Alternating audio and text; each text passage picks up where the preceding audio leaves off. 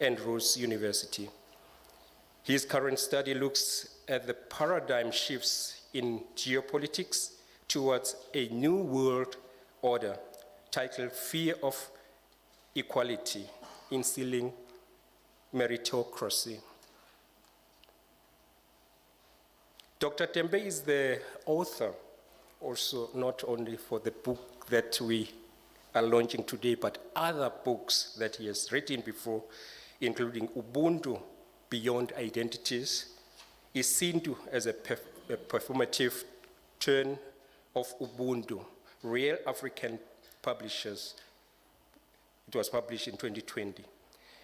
And is the lead editor of Culture, Identities, and Ideology in Africa, China Cooperation, that was published by Africa World Press in 2021. He is professionally fluent in English, Mandarin,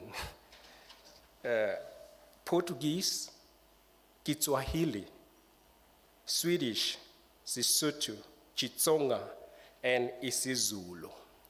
So you can already see that he's someone who is very much prolific, and he also possesses a lot of resources that he can use, especially the language and linguistic resources that are very much important. And today, I won't talk on his behalf because he's still going to get a chance to explain what is in his book, but he wrote the book that we are going to launch today about the President Jinping of China.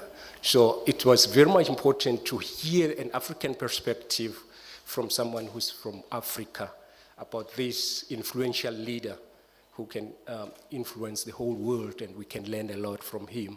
So thank you very much, Dr.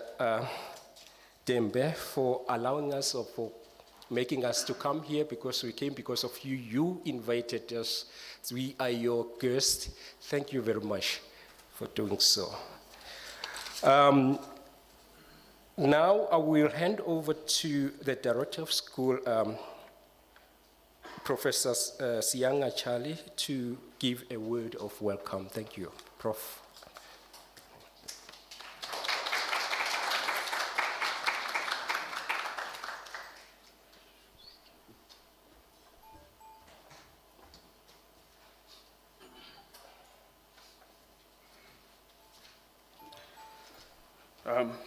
Thank you, Program Director, Professor Ngobo. Good morning, colleagues, fellow students. We were expecting the DM, and of course, other important dignitaries that are here with us today. Perhaps, first of all, I should mention that this book launch is happening at quite a tricky moment in the university's calendar. Today, there are about 3 graduations ceremonies that are taking place. There is one taking place now at 10. There's one taking place at 2 o'clock. And of course, there's one taking place at 6 o'clock. There are also exam sessions that are starting, as well as a MENCOM meeting that is also taking place today. And so ordinarily, colleagues and dignitaries, you all would have been welcomed by the institutional head, that is Professor Lengabula, our VC, or the college head, that is Professor Zetungosi, our executive dean. But both of these colleagues have been held up, and perhaps we should apologize on their behalf. And so on behalf of the executive dean then, within the College of Human Sciences, I would like to take this opportunity to welcome all the attendees to this book launch. That being the case, my line manager, that is the dean, has requested that I make mention of the following guests. The the representative of the African National Congress, Meritocracy, and we were expecting the Deputy Secretary General of the South African Communist Party. We were also expecting the Deputy Minister of Finance and the head of the O.R. Tambo School of Leadership, that is David Masondo. I'm sure they have sent representatives among us. We also would like to welcome the members of the diplomatic corps that are here with us. Dr. David Monier, Director of the Africa-China Center at the University of Johannesburg, and of course, the author of the book, Dr. Paul Tembe. I think that as we ponder with the question of China's contribution to the rest of humanity, part of the question that comes to mind are, of course, can the rest of the world learn from President Jinping's philosophy and his perspectives on regional and international affairs?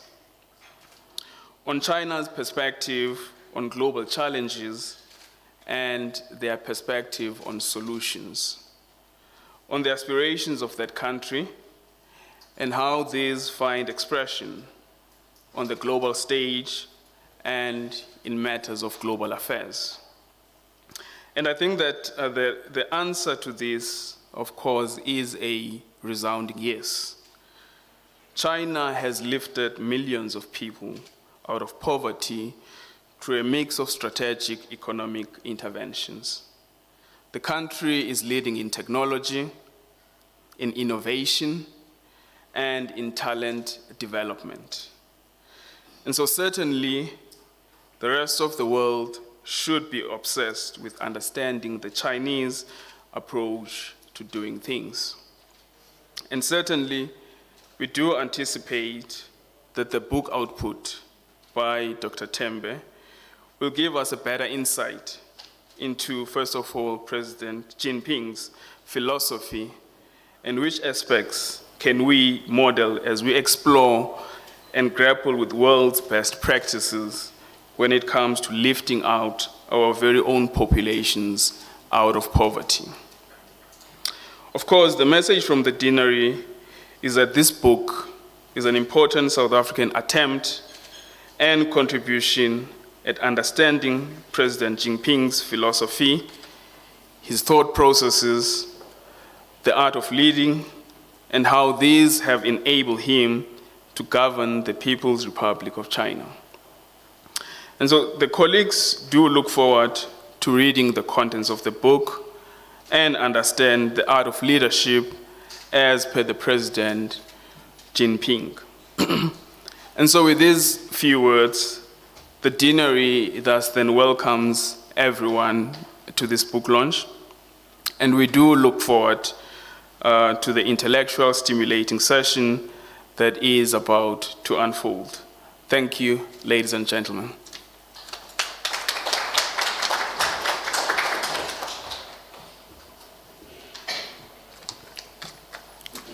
Thank you very much,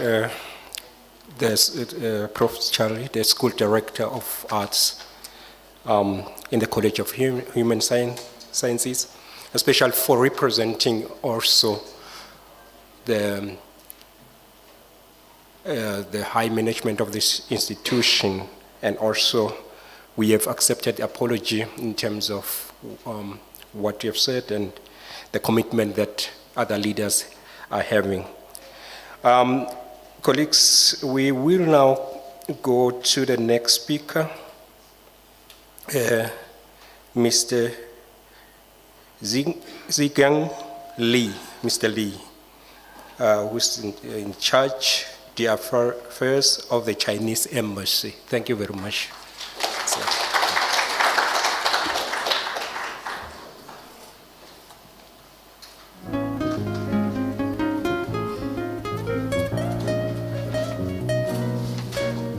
Thank you very much, Program Director. I'm very glad to be present at this event. Dear colleagues, members of the diplomatic corps, and representatives from different, from ANC, from School of Governance, from academia, and also dear students from University of South Africa. Actually, I agree with what Professor Tiani remarked about the time. It's a tricky time. We are at a very tricky time. But tricky does not mean it's not good. Yeah, it brings challenges as well as opportunities. The opportunity lies in the fact that mostly here in China, South Africa cooperation, we are cooperating with each other very closely, and also with Africa very closely. I often indicate that one of the most important features between our two parts of the world, China, Africa, China, South Africa, can be characterized in 4 C's. The first C is continuity. Continuity of mutual respect from the very beginning of our relations. We got our independence at almost the same time, and we have been respecting each other from the very beginning up to now, and it will pronounce into the future. Second C is consistency. Consistencies of policies towards each other. Perhaps you know that from 1991, the Chinese foreign minister began his visit to the overseas with his visit to Africa. This year, Minister of Foreign Affairs of China, Mr. Wang Yi, visited 3 countries in Africa. The third C is convergence. As time passes, we can see the interests, the ideas of our two, from China and Africa, China, South Africa, we converge with each other. In more and more areas, both bilaterally and multilaterally, we can see a lot of examples out of that. And the fourth C is this confidence in each other. When time arises, we should need each other's support, each other's understanding. And we can see from the book of Professor Tambo, this is a result out of this understanding and confidence. So I congratulate you, Mr. Tambo, for the book, for the work well done. So I would like to extend my warmest congratulations and sincere appreciation for this new book. And I hope more will be in the line, will be coming out of that. Because as I discussed with Mr. Tambo, this is an ongoing research, and this is also an ongoing practice, both in China and on this continent, and in this country. For example, we are having a cooperation in fields of poverty alleviation. I have personally visited 3 provinces and 4 villages in South Africa. We are in cooperation with DSD, the Department of Social Development, to find out a poverty alleviation pilot village where we can cooperate, to find a model for South Africa poverty alleviation. And if this is a model, we can spread it, we can extend it to other parts of South Africa or even to other parts of Africa. So Dr. Tambo's new book shows his research in Xi Jinping Thought on socialism with Chinese characteristics for a new era from political, economic, social, and cultural aspects. Since the 18th National Congress of the Communist Party of China in 2012, as General Secretary of the CPC, President Xi Jinping has been leading the party and the people in China to respond to major changes and usher in new chapters. As we know, times are the mother of ideas, and with practice becomes theory. Only an exciting era and unyielding practices can nurture profound theories. It is through the practice and experiences of the past 10 years of China that Xi Jinping thought on socialism with Chinese characteristics for a new era has been formed. This important thought provides fundamental guidelines for realizing the Chinese dream of national rejuvenation. It is also an important window that informs and inspires friends from all over the world about China. Ladies and gentlemen, friends, at present, socialism with Chinese characteristics has entered a new era. China is now going through the most extensive and profound social changes in its own history, perhaps arguably in the history of the whole world, because it's a story of 1.4 billion people. China is also undergoing one of the most ambitious and unique developments that's based on continuous innovation and unremitting practice in human history. Ladies and gentlemen, dear friends, today's world is experiencing major changes unseen in a century. I remember a century ago, or a century or more ago, one of the leading members of Chinese government used to say, this is a time we are witnessing changes unseen in 3,000 years of Chinese history. But now we are in another changes. And we believe that the trend of the times for peace, development, cooperation, and win-win results is unstoppable. Despite all the setbacks, the world is going the way of multipolarity, while economic globalization, 4IR, and cultural diversity are all moving forward quickly.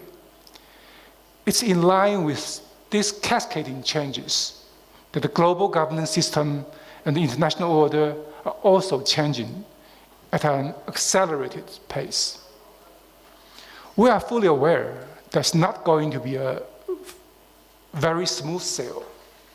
The geopolitical instability that has caused consternation across the land and oceans. So we have been seeing, watching the TV, seeing on YouTube, we'll see the instability, the disastrous wars, conflicts that's undergoing not only perhaps the media, world media, they have focused on what's happening in the northern part of the world, but we are also witnessing things happening on this continent and in other parts of the developing world. The shadow of inflation and sluggish economic growth leading to the rollback of social and economic achievements in Africa and other developing countries. The rise of unilateralism, protectionism, and hegemony at certain corners of the world are threatening to hamper the progress of human beings. The continuous widening of the digital divide and the wealth gap, the spread of extremism, terrorism, and global challenges such as cybersecurity, major infectious diseases, and climate changes. They are continuing to take their tolls.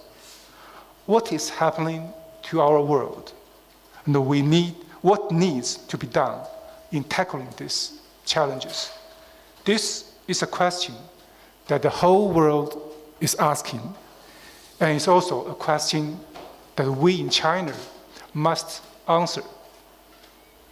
China has gone a long way in the exploration into the evolving international landscape and the world trends, and come up with the idea and practice of a community with a shared future for mankind. These efforts breathe new aspirations into solving a series of major problems in the world economy, international security, and global governance, and they are follows. Firstly, it is important to implement the Global Security Initiative, GSI, to safeguard world peace and tranquility. As we speak, the world is still suffering from the shadows of the Cold War mentality and the power politics. Traditional and non-traditional security threats are intertwined all over the world. Certain countries are seeking to expand their military alliances to achieve absolute security. In China, from our philosophy, we know nothing is absolute. Everything is changing. If there's absolute security for a certain number of countries or people, there will be absolute insecurity for the other parts of the world. They want to coerce other countries to take sides and create confrontations. We can see from the votes from anger, we can see the big differences compared with the beginning of this year. They ignore the rights and interests of other countries and peoples and claim supremacy over other countries. With rising instability, uncertainty, and insecurity, the world faces the real risk of division and confrontation. The Global Security Initiative advocates a common, comprehensive, cooperative, and sustainable approach to security. It's based on the fact that humanity is in an indivisible community of security. And it champions a new security path of dialogue rather than confrontation. It champions partnership rather than alliance. It champions win-win solution rather than zero-sum games. The initiative leads the way to an effective response to a time of instability and transformation. It responds to the international community's urgent need for maintaining world peace, preventing conflicts and wars, and facilitating the vast majority of countries' shared pursuits of true multilateralism and international solidarity. It also promotes the universal aspiration of all people on Earth to overcome difficulties together and create a better world after the COVID pandemic. Secondly, it is important to advance the Global Development Initiative and write new chapters of common development. Development is the eternal theme of human history and the key to solving various problems and securing happiness for our people. In recent years, the global economy has been struggling to recover.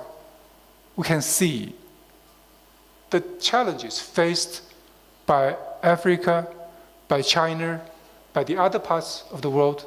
They are the common challenges.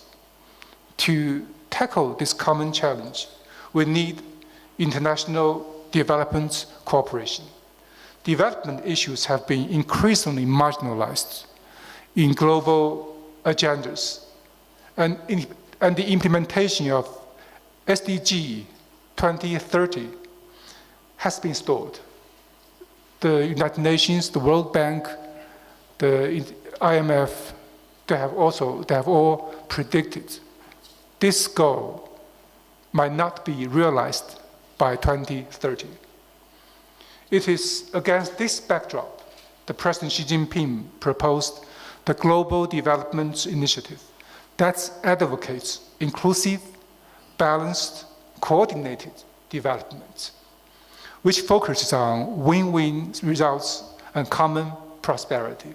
And this is something we are also practicing back in China.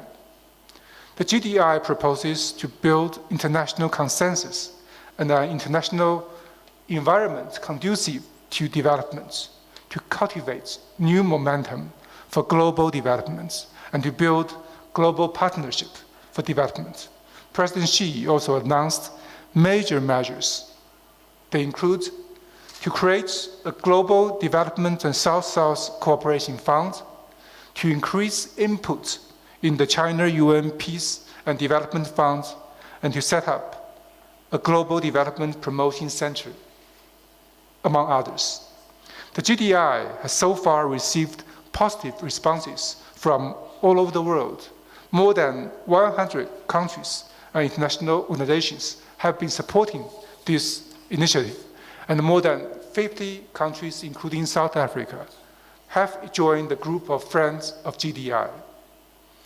Thirdly, it is important to grasp the core principles of the three news, namely the new development stage in China, the new development philosophy, and the new development paradigm, in order to promote high-quality development of not only China, but also the world.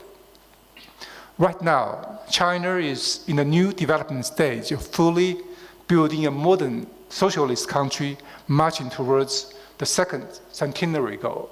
We know the goal is to be reached at 2049, and we have full confidence in that realization. We are working according to the new development philosophies, featuring innovative, coordinated, green, open, and inclusive development. China is set to foster at a faster pace a new development paradigm with domestic circulation as the mainstay and the domestic and international circulations reinforcing each other. People are asking, why now? And why the emphasis on domestic circulation? Because China has reached a stage that domestic consumption in the country has become the major driving force behind China's development. With the final consumption expenditure of China expected to reach $30 trillion in 2035. And for the next 15 years, the Chinese market is expected to import goods with the total value of $24 trillion. And we are sending out more than 700 million tourists overseas in the next 5 years. China has also put the new development philosophy into practice in the Belt and Road Initiative, cooperation with Africa, with Latin America, and with other parts of the world. Ladies and gentlemen, dear friends, the China-African relations can be characterized with 4 C's, as I just mentioned. We are consistent when it comes to sharing the fruits of development with our African brothers and sisters. And China-Africa Development Cooperation is seeing great results over the years, and they are going to see more results in the future. China-South African relations have become a model of China-Africa relations, South-South cooperation, and solidarity and cooperation among emerging market countries. Ladies and gentlemen, Li Ji is one of, or the Book of Rights, is one of the most important Chinese classics dated back more than 2,000 years ago in Han Dynasty, has indicated that all living things can grow in harmony without hurting one another, and different ways can run in parallel without interfering with each other. This adage reveals the inclusiveness of Chinese culture and the importance of seeking harmony despite differences.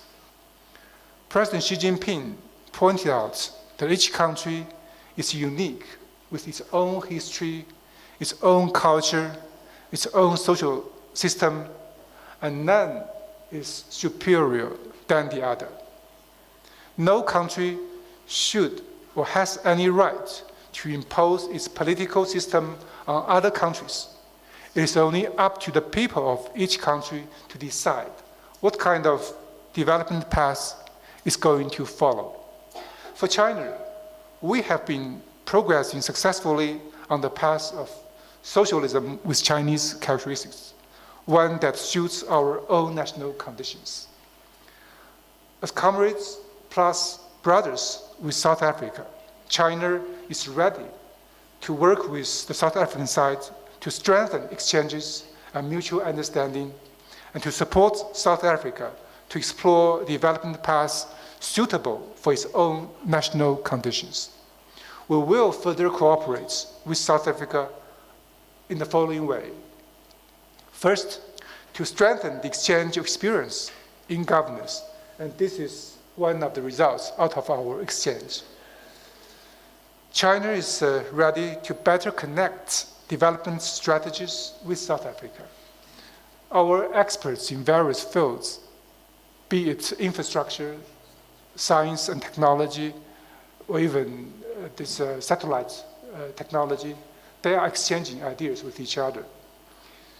And we are ready to work together with South Africa to expand intergovernmental and inter-party exchanges, to share Chinese experience and the lessons in our developments, in poverty reduction, in anti-corruption, and in environmental protection and other areas.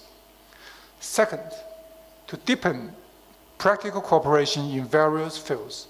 The two sides can pool more efforts together to cooperate in health, the resumption of production, and the improvement of people's livelihood.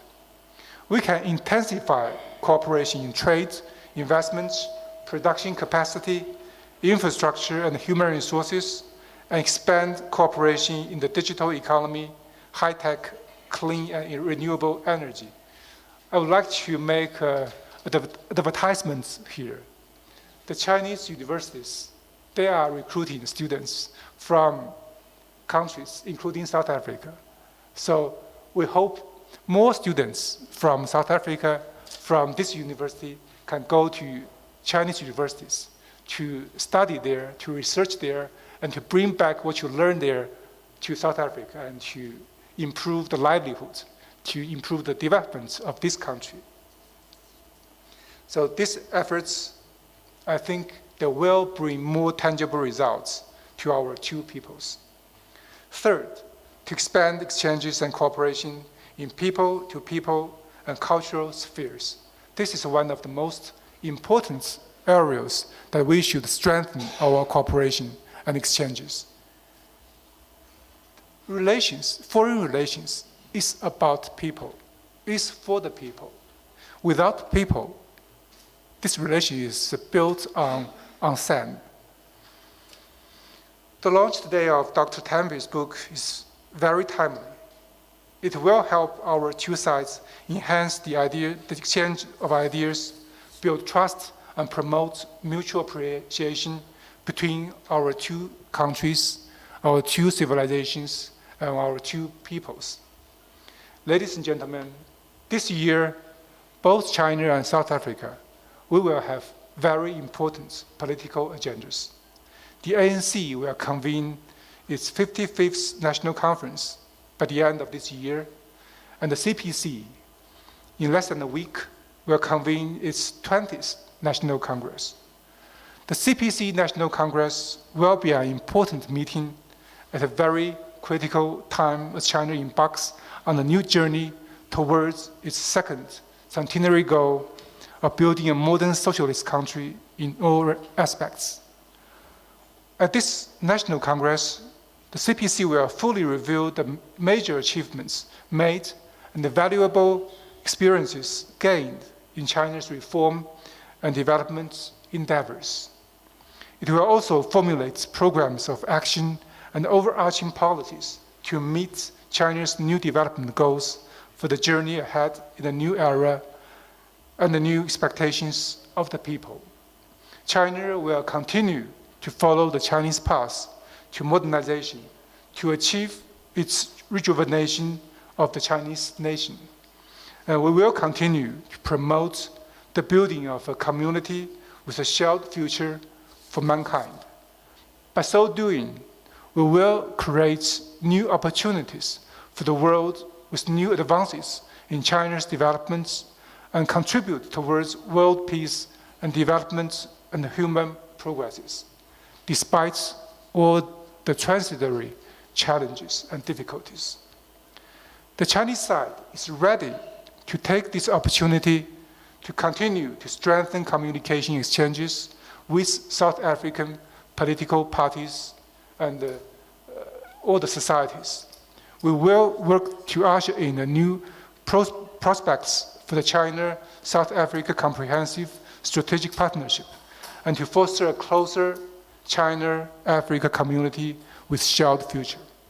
I want to express again my sincere gratitude to Dr. Tambi for his marvelous and inspiring work. I wish him greater achievements in promoting the people-to-people and cultural exchanges between our two countries and between our two continents. And I wish today's launch event a great success. Thank you all.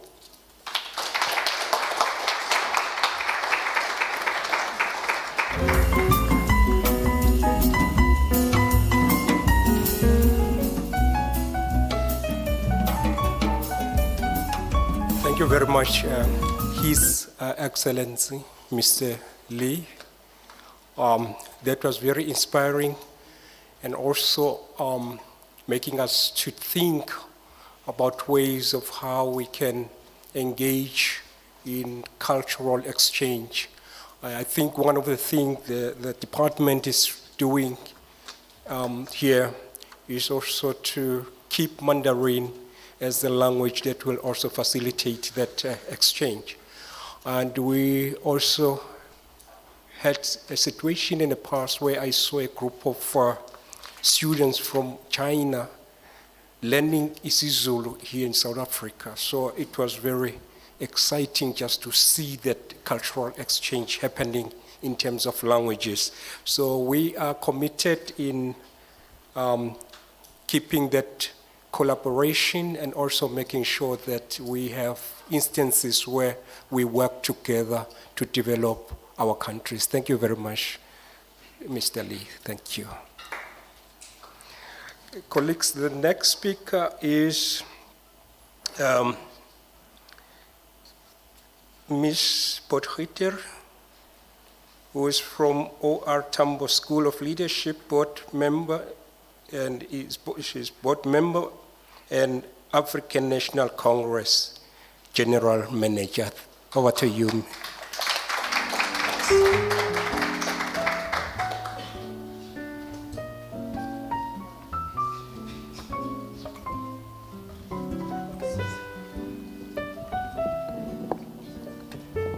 Not all of us are equally tall. Good morning, Program Director, Excellencies, member of the UNISA community and other academic institutions that's present here, ladies and gentlemen, members of the media. I'm very honored to be here today at this very esteemed book launch and representing Dr. David Masondo, who is the principal of the O.R. Tambo School of Leadership. He's also a member of the National Executive Committee of the ANC, and he's asked us to pass on his apologies. He's out of the country on official duties, and he would love to have been here. But he said he's here in spirit, and I must make sure that I bring along a copy of the book for him. The O.R. Tambo School of Leadership is a political school that was started by the ANC after successive resolutions by its National Conference that said that we need to have an institution that looks at how do we build leadership at all levels of society, as well as look at how do we renew the values, whether it is values with regards to governance, whether it is with regards to building capabilities in the economy, industrial policies, social policies, as well as the new challenges that we face as a country. So the school was launched by President Cyril Ramaphosa in 2018, beginning of 2018. And the school has now been in existence for a number of years. And Dr. Masondo is the principal of the school. We also have quite good relationship with the Chinese Communist Party in the area of political education, both in terms of exchange programs, but also cooperating on some of the geopolitical issues, as well as the Pan-African issues that we face as a continent. So it is a relationship that we value as a school, and certainly as the African National Congress, and we look forward to taking forward the 3 or the 4 C's in our relationship, Excellency. As the program director and the representative of the school has said, and also the chargé d'affaires from the embassy, that we're living in very challenging times. Both globally, the threat of a nuclear war or possibly a third war, but at the same time, the extent to which other conflicts are being pushed as if they don't matter. The conflict in Yemen, the conflict in Ethiopia, in Sudan. We just had the challenge again in Burkina Faso of another military coup, on top of another military coup. And part of what we need to do as global humanity that's interested in a more just world is to make sure that we always focus on all of these issues and not let one predominate because of who's involved in those conflicts.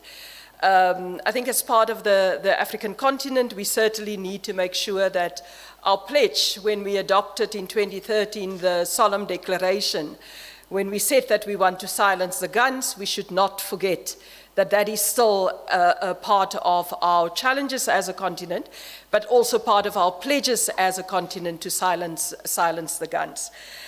The global situation has also bring to the fore a situation that's been the case for the last, I think, 20, 25 years, or at least since the end of the end of the Cold War in the late 1980s, where we have this attempt to shape the world into the hegemony of just one part of the world. And I think that both as South Africa, as the African Union, as the countries involved, and part of South-South solidarity, we have always resisted that and said that a just world is where you recognize the equality of everybody, where you need to look at all of the challenges that the world faces, and certainly the global inequalities that we face as a community of humanity. And I think that the challenges of the last year and what we're facing at the moment is just a continuation of that, of the invasions of Afghanistan, of Libya, and a number of other examples that we can mention. So the book by Dr. or Professor Tembe is therefore important. Because what it does is not just only to reflect the thought of a very important global persona in terms of the thoughts about national development, thoughts about global matter, thoughts about bilateral relationships, but it also being told from an African perspective.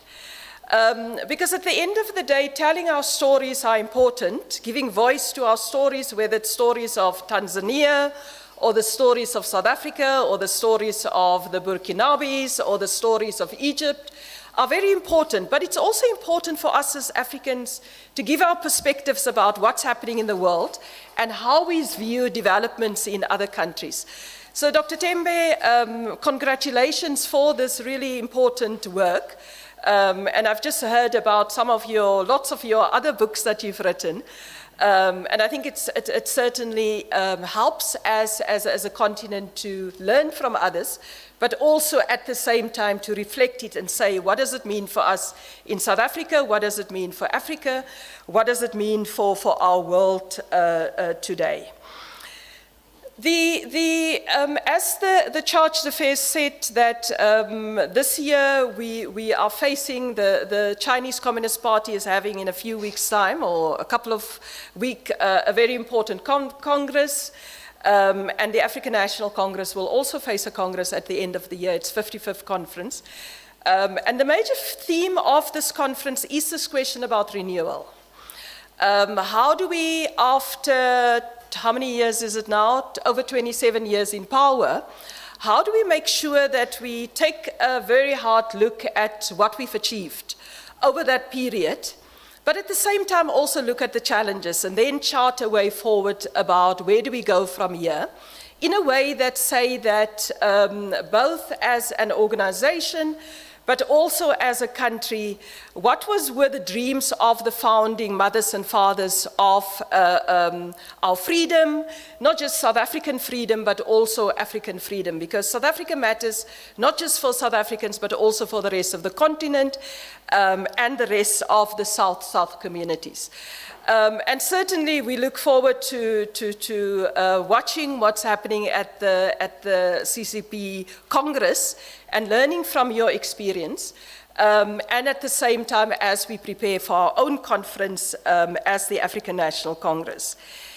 There is a quote that I read fairly recently in a book that my son was reading, so it's young adult literature. I read everything like a good bookworm, children's books, everything. And it says that books are old-fashioned, but they make me think about stuff I wouldn't otherwise would have.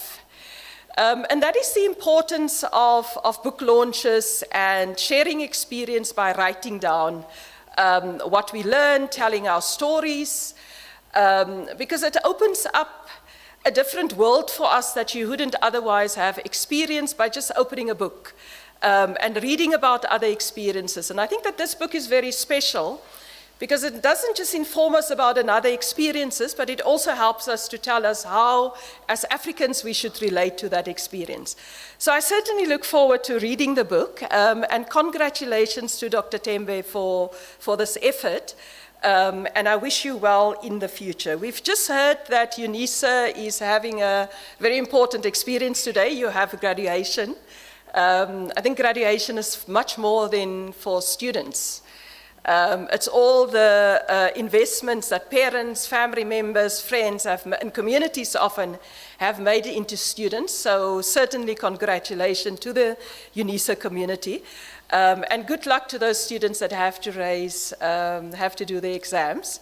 But thank you very much, and congratulations for this wonderful book. Thank you.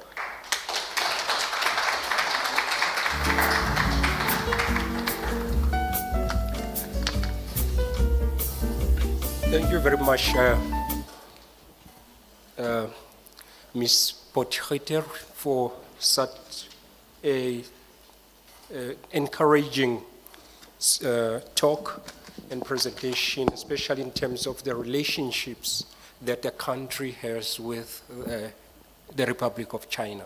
So it helps us to understand that we still have these strong relations in the midst of all other factors that we have alluded to, especially the global issues in terms of wars and so on, and things that may change maybe our geopolitical landscape somehow, and sometimes they make us to lose maybe our focus from our previous or historical commitments. But let's see how this goes, and I think we have a role as countries that are working together to make sure that we develop our nations. Thank you very much. Our next speaker is, I'm sorry if because this item I got it now, but it's Mr. Bongani Maimele. I hope I'm pronouncing your surname right, and it's coming from the School of Government. Thank you.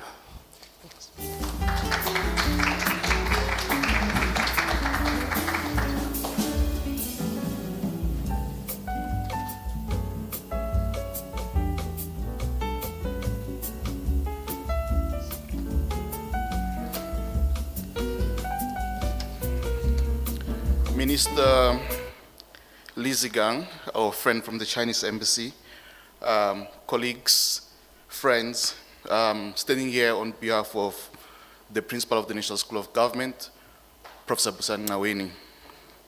It is a great pleasure to join you today in this launch and celebrate yet another milestone by Dr. Paul Tembe. We commend Dr. Paul Tembe for putting this book, Jinping Thought, through the eyes of South Africa. Okay, because through South African eyes and through the eyes of South Africa, so I'm correct. Through the eyes of South Africa. For years, President Xi Jinping has shared his thoughts and wisdom with us through a series of publications, The Governance of China, to inspire discourse in the pursuit and creation of a shared future for mankind. Dr. Paul Tembe continues with the discourse through his book, Jinping Thought Through the South African Eyes. The book rightly departs from the most emphasized and long-held premise that underpins China-Africa exchanges, that China does not seek to prescribe, impose, or encourage countries to copy its governance model or systems, but encourages in country to craft and improve its governance based on its national conditions and aspirations. Because China's governance is shaped by its history and culture, underpinned by Confucianism at its helm. In our case, that is Ubuntu. Dr. Tembe asserts in his book that President Xi has said on numerous records and occasions, counseling against adapting the People's Republic of China's model of governance to other countries and polities. The book is written in an accessible, comparative fashion that encourages dialogue in search of our own development strategies and models to achieve inclusive prosperity and a better life for all South Africans, as mandated by our Constitution to create a united, democratic, and prosperous South Africa. The book touches on various areas of President Xi Jinping's thoughts and China's development, and then poses the question, what can South Africa learn from China? In answering these questions, Tembe proposes some of the radical shifts.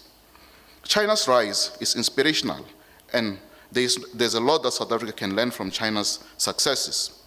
The book touches on various areas of China's development, such as China's national governance system, all-round opening up and reform, the new development philosophy, harmony between humanity and nature, poverty eradication, and the Chinese education system, amongst others. In answering the question, what can South Africa learn from China?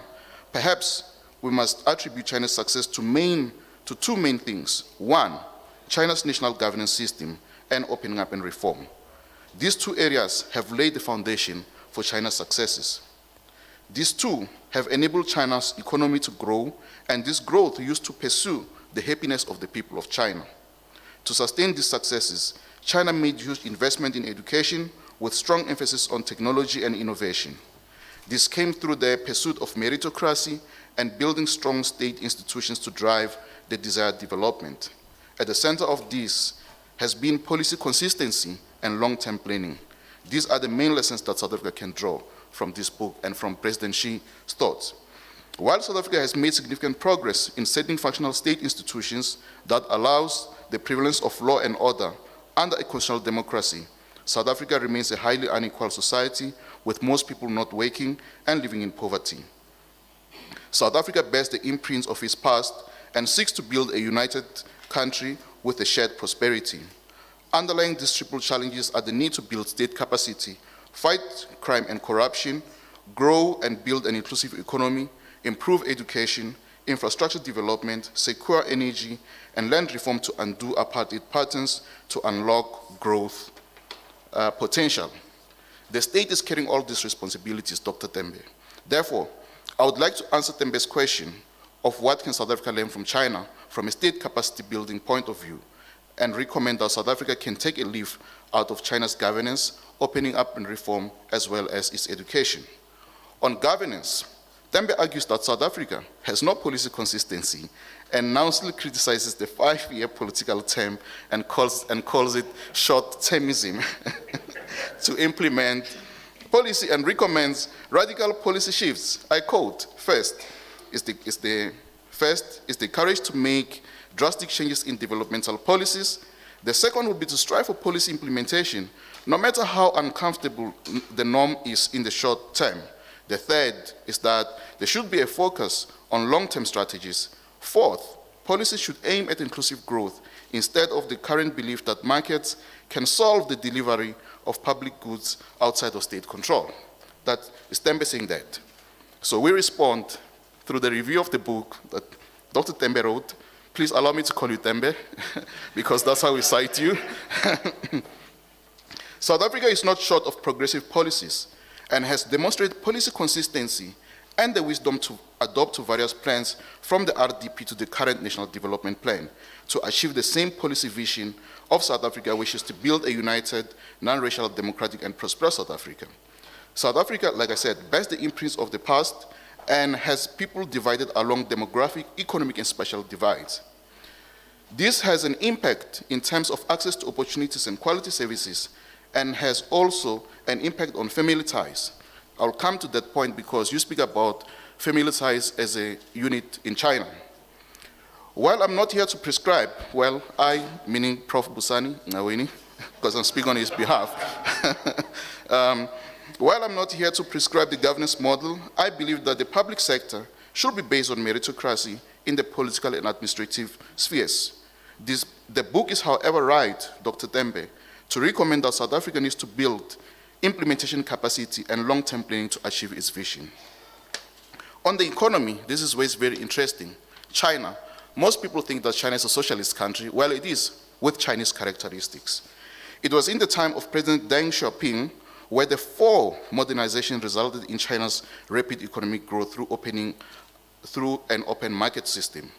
At the time, appreciating national conditions and international realities necessitating opening up and reform, President Deng Xiaoping, in pursuit of the happiness of the people of China, I love using this word, say, the happiness of people of China, because it is prevalent in Chinese literature, because the purpose of public policy in China is to secure the happiness of people of China and nothing else. The people must be happy. In the pursuit of the happiness of people of China, said, it doesn't matter whether the cat is black or white, as long as it catches mice.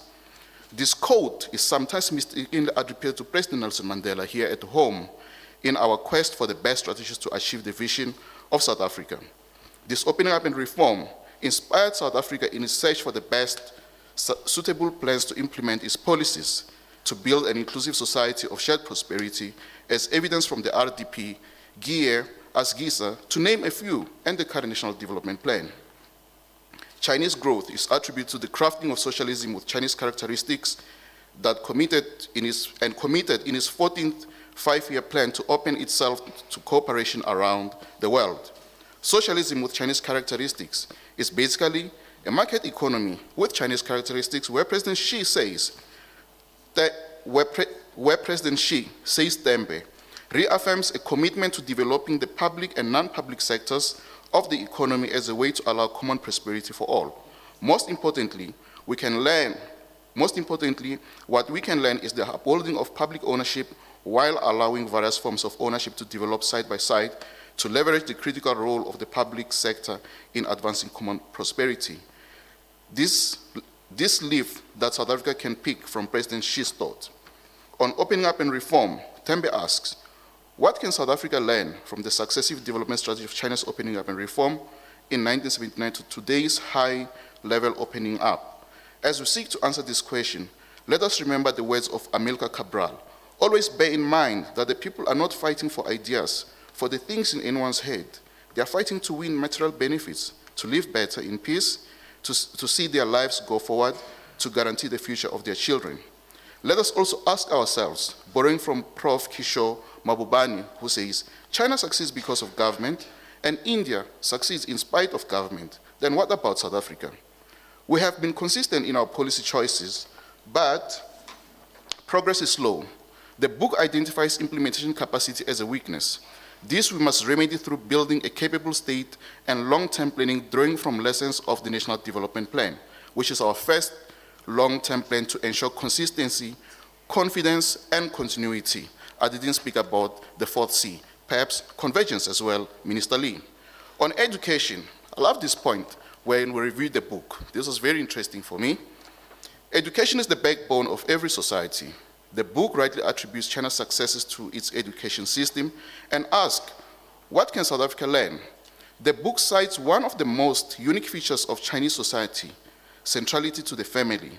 Tembe rightly writes, the family unit is an indispensable building block for shaping the character and integrity of an individual. This is very important because the people that we raise are going to occupy state institutions and other sectors, so the family unit plays a very important role. Thank you for that, Dr. Tembe. The centrality of the family in most societies still can even be said to be important in shaping an individual's destiny. This is an interesting take when one would contrast it with South African society. I mentioned earlier that South Africa still bears the imprints of its apartheid past. Apartheid colonialism broke family bonds through its special configuration and creation of the migrant labor system. I would like to make a link between family and education performance. The breakdown in the unit of the family has had serious ramifications in terms of a functional society, conducive family environment to encourage learning, and some scholars argue that it even leads to various forms of violence. In some instances, children drop out of school to look for work or care for other young siblings. Despite various incentives such as school nutrition, scholar transport, amongst others, the building of a family is important to keeping children at school and achieve the required throughput.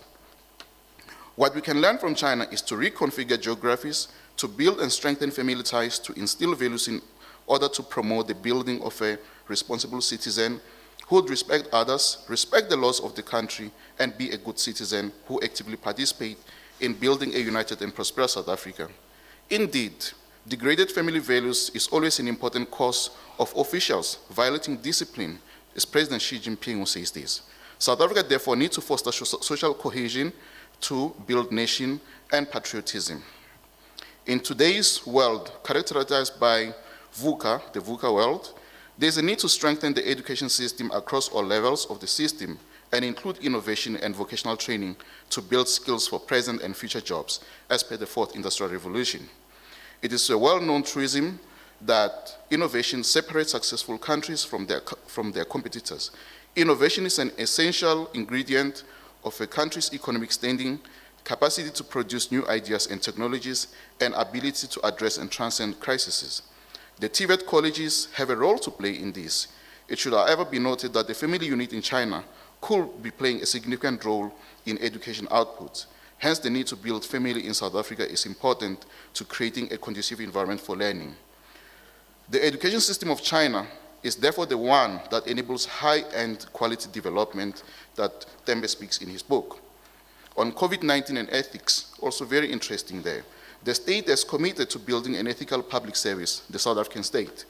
The book touches on how China has handled COVID-19 pandemic and emphasizes that there was no industrial scale embezzling or misappropriation of funds, of public funds. This provides a good case for South Africa to learn from. While South Africa did well in containing the spread of the coronavirus, we can take a leaf out of China's practice in the management and containment of the pandemic.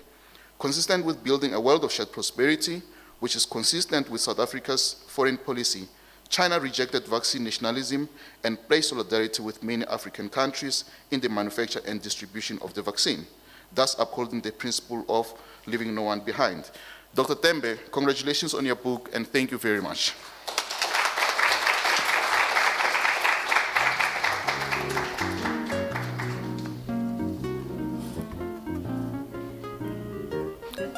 Thank you very much, Mr. Maimele, for that presentation on behalf of Dr. Ngaweni. I like what you touched on when you looked at that question that Dr. Tembe is asking. What can South Africa learn from China? And you touched on many things, including the government system, the education system,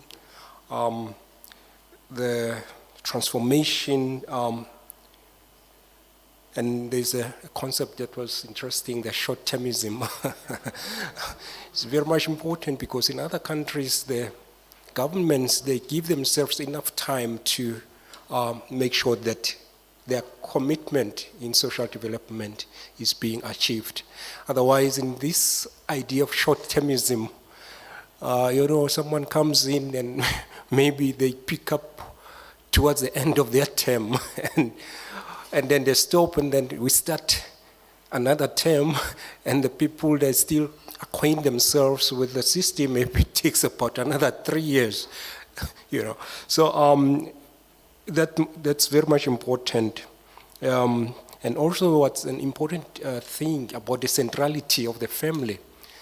In South Africa, probably because of the change that we experienced and we had to learn new things. But as a person who's been involved with traditional institutions, there was an emphasis that if these traditional institutions are empowered, it means that probably the families will be, you know, organized, and then we'll have nuclear families that we want to have.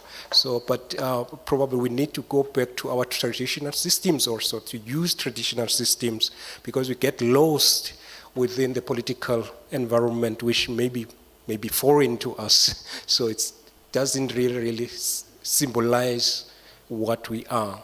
So if we go back a little bit to what we were and emphasize the notions such as Ubuntu or African Renaissance and so on. So we need to be very strategic in terms of going back to our roots. Thank you very much, Mr. Maimele. So the next speaker is Dr. David Monier. He is coming from the Africa-China Center from University of Johannesburg. He leads China-Africa Cooperation. Over to you, Dr. Monier.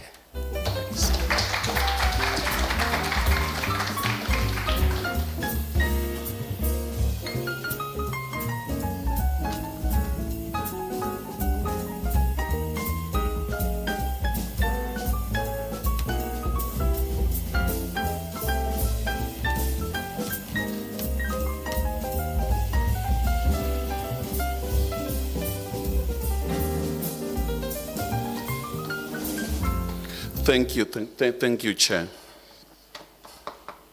The man of the hour is out. Congratulations, Dr. Tembe, for a wonderful book. One of the critical issue that makes me particularly happy reading the book was that for the very first time, I think we are starting to see the rise of African scholars. One of our biggest challenge since Uhuru has always been our history as Africans, our history with our strategic partners has always been a history that is constantly mediated by others. And when we say that, we don't mean that we don't learn from others, we do. But given the strength of the media, given the strength of universities in the Western world, we tend to see China in the eyes of the Western world. And by and large, Chinese do also see Africa through the eyes of the Western world. And I think our role in academia is to ensure that we close that gap. We become the bridge in telling our stories in our own ways and stop the constant mediators.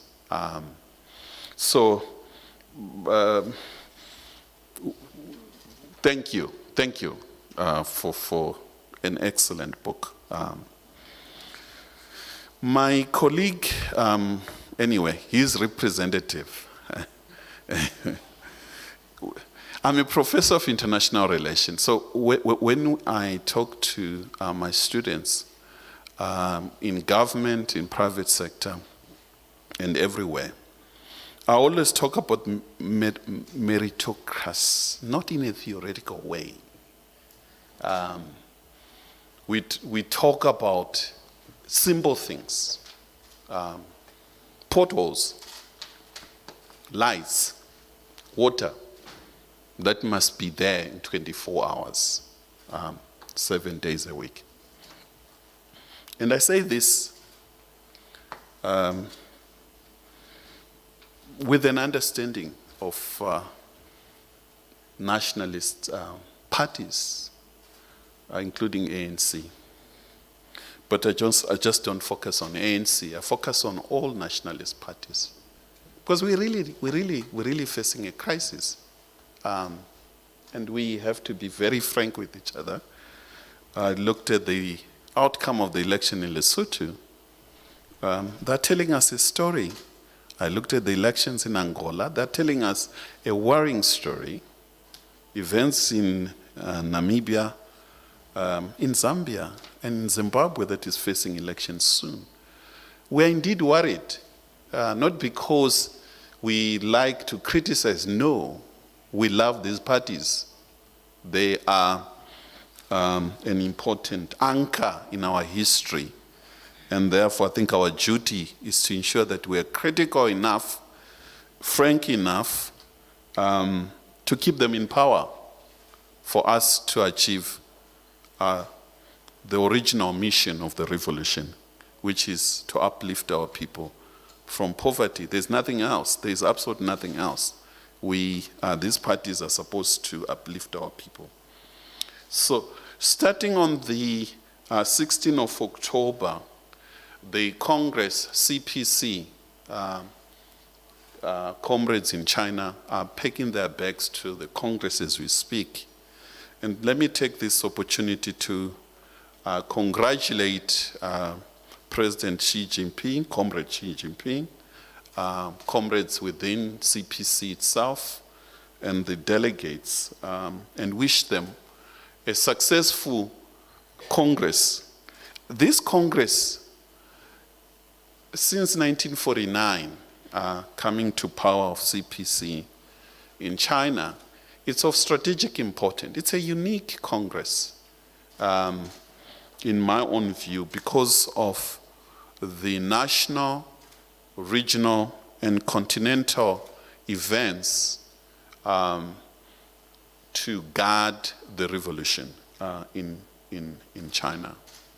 And the growth that we have witnessed in China since 1978, and the meaning of that growth to us in the global south, and Africa in particular, is of great importance. And we cannot afford to see CPC failing.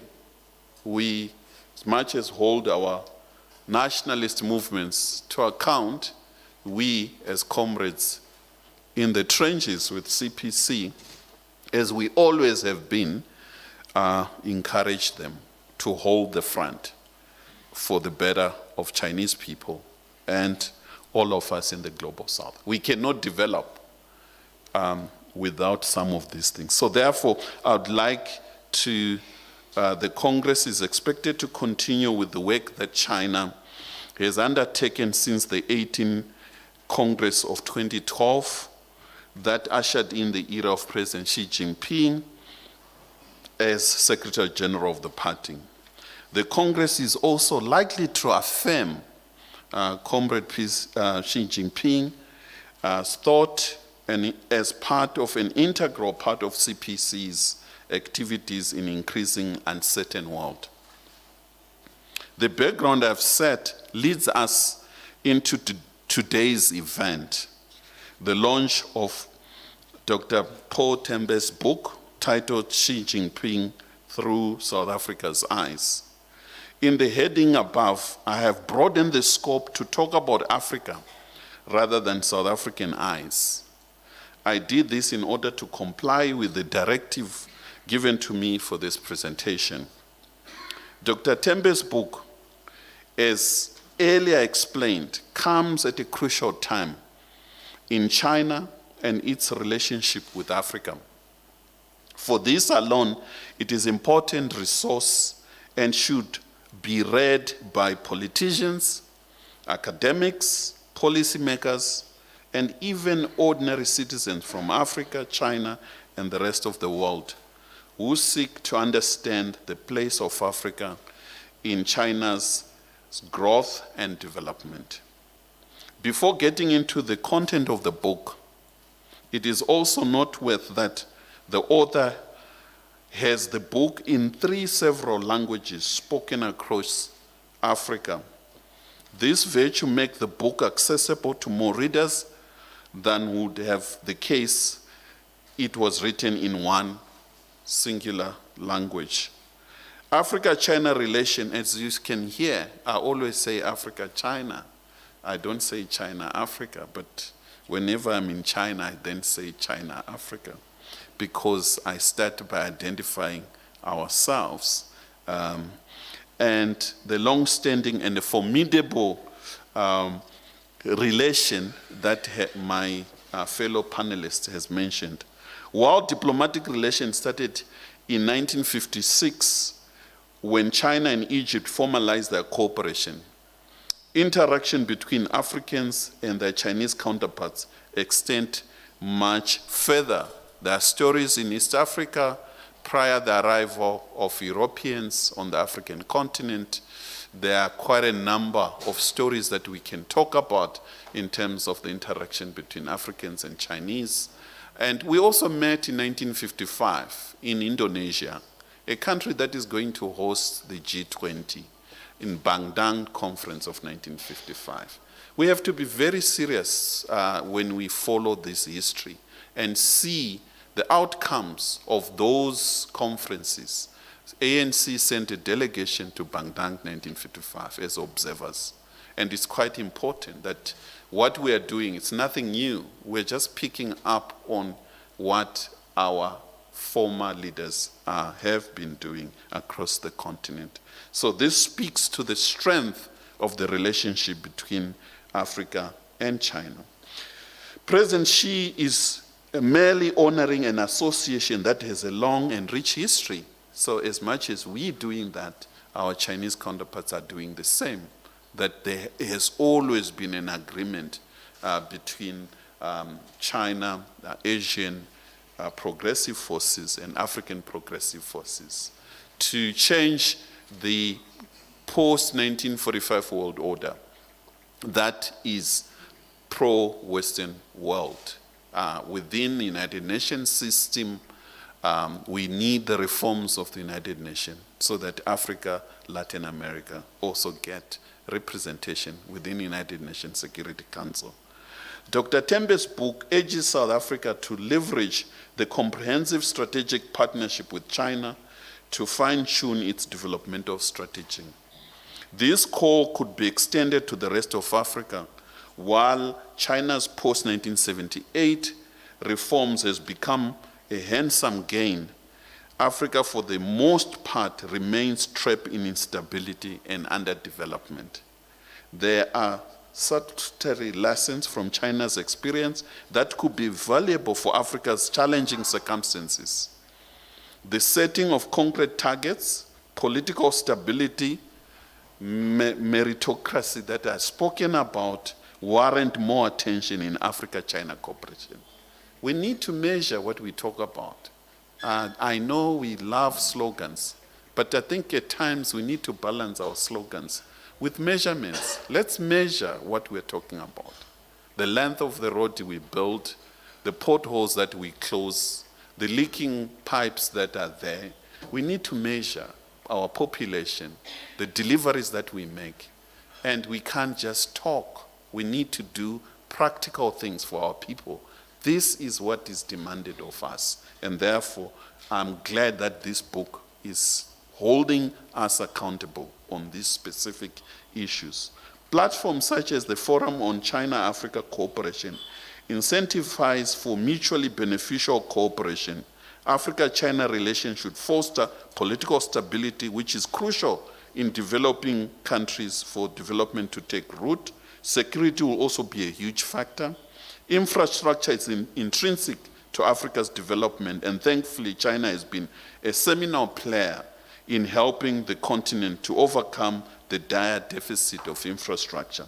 Under President Xi Jinping, China initiated the Belt and Road Initiative, a bold and colossal undertaking whose benefits are being witnessed in countries such as Kenya, Egypt. You go to Nigeria, I think you see a number of Chinese trains, dams, hydropower, and a number of other telecoms and people-to-people, clinics, hospitals, stadiums, to list just a few.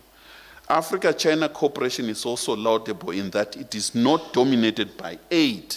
And the word aid, some of us are allergic to the word aid.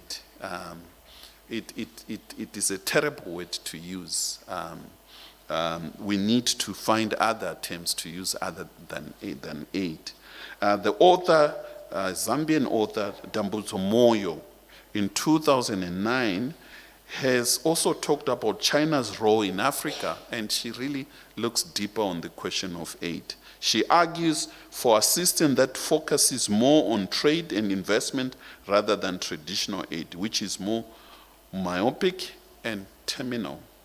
That Africa-China relation has prospects for backing the trend of the relation that the African continent shared with non-Chinese partners.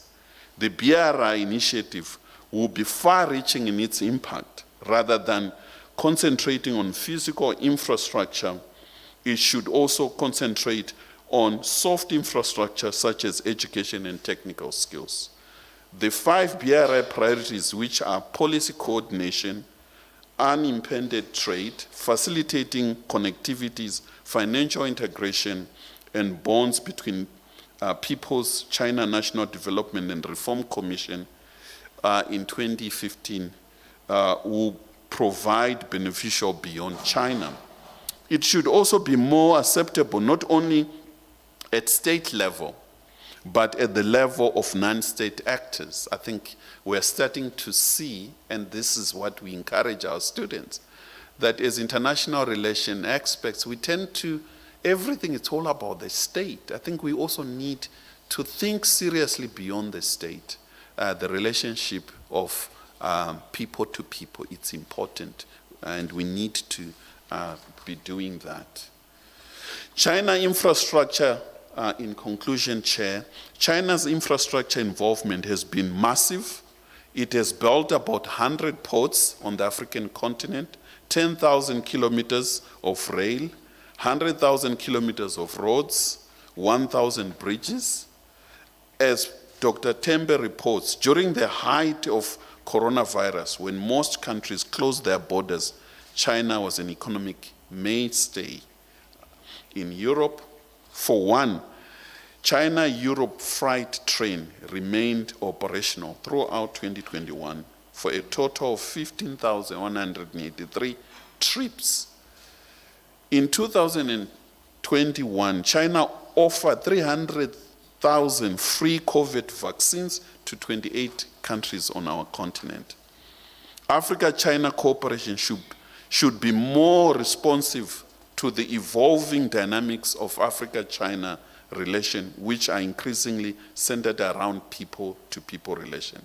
There should be more investments in social activities such as sport, an area that I increasingly talking about. It doesn't help comrades from the embassy. For us, or for Chinese teams, to buy Africans from Europe into their teams, please do buy directly from Africa. And we are expecting Chinese teams to play with African teams. And this strengthens our relationship.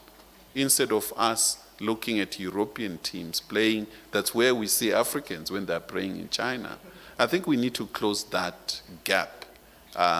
Sport plays a critical role in our understanding. Africa's legs in technology, an area that we at the Center for Africa-China are working hard, and we've produced reports that we'll share with a number of you. China is also a leading player in fourth industrial revolution, and it's quite critical. However, we are concerned that with the acts that have been put in place in the United States to stop China, particularly on chips, we will see deglobalization at the fastest. I think the next year to 5 years. I think so far since the talk of globalization, so many things has been going smoothly. You go on your gadget, you operate it freely beyond borders. I think with what we're seeing coming from White House, we're going to face lots of challenges to a level that we might have systems that are different. And that is going to have a huge impact on development, and we're concerned about that. It will also be regrettable if China's strides do not translate into Africa's gains too. Africa is a young, very young continent, and years with a median age of 19 years, and with only 3% of Africans being at the age of 65, that we can safely say Africa has a bigger stake in the future of the world than the rest.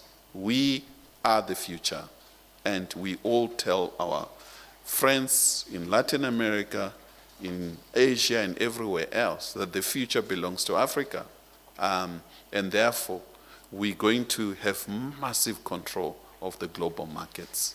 And therefore, the African Union, Agenda 2063, its critical area and the free trade area that has been signed in Africa are some of the areas that we're going. With these few words, Chair, I thank you. And I wish you once again a wonderful launch. I thank you for the book. Thank you.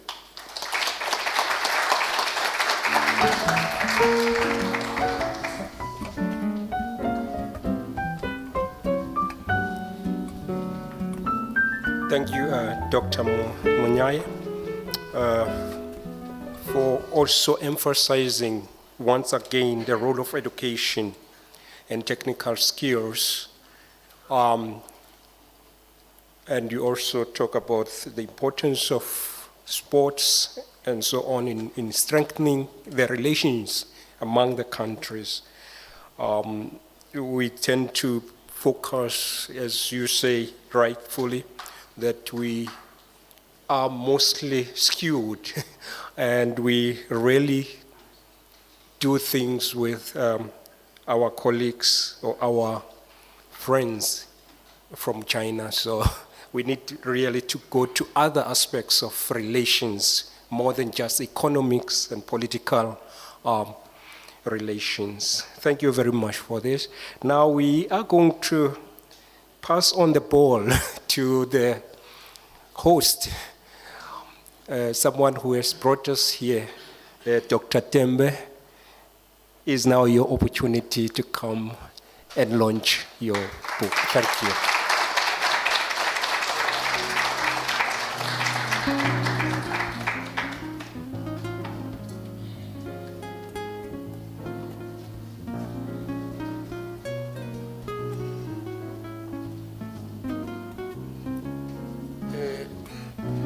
Thank you, Professor Ngobo. I nearly said, thank you, Comrade Ngobo. There's been lots of comrades here today. The comrading spirit sort of injected one other era of my life. Welcome, Shazda Fair, Mr. Lee Shikang, and thank you very much for this opportunity and for your support. Welcome, Major General Kortenze, Salim Milanze, karibu sana. Nasi nanyi namshukuru sana. Kwa miaka iliyopita, ingawa sio nyinyi, hakuna Afrika Kusini, hakuna uhuru. Nashukuru kwa hiyo. The book has been dissected. So, like, what am I going to do? The book has been dissected, but luckily, there's been no opposition, but a bit of opposition. Mr. So-and-so, my father. Dr. So-and-so, my friend. That opposition helps me to have a broader perspective into my work. Let me start by defining my work or the muse into my work.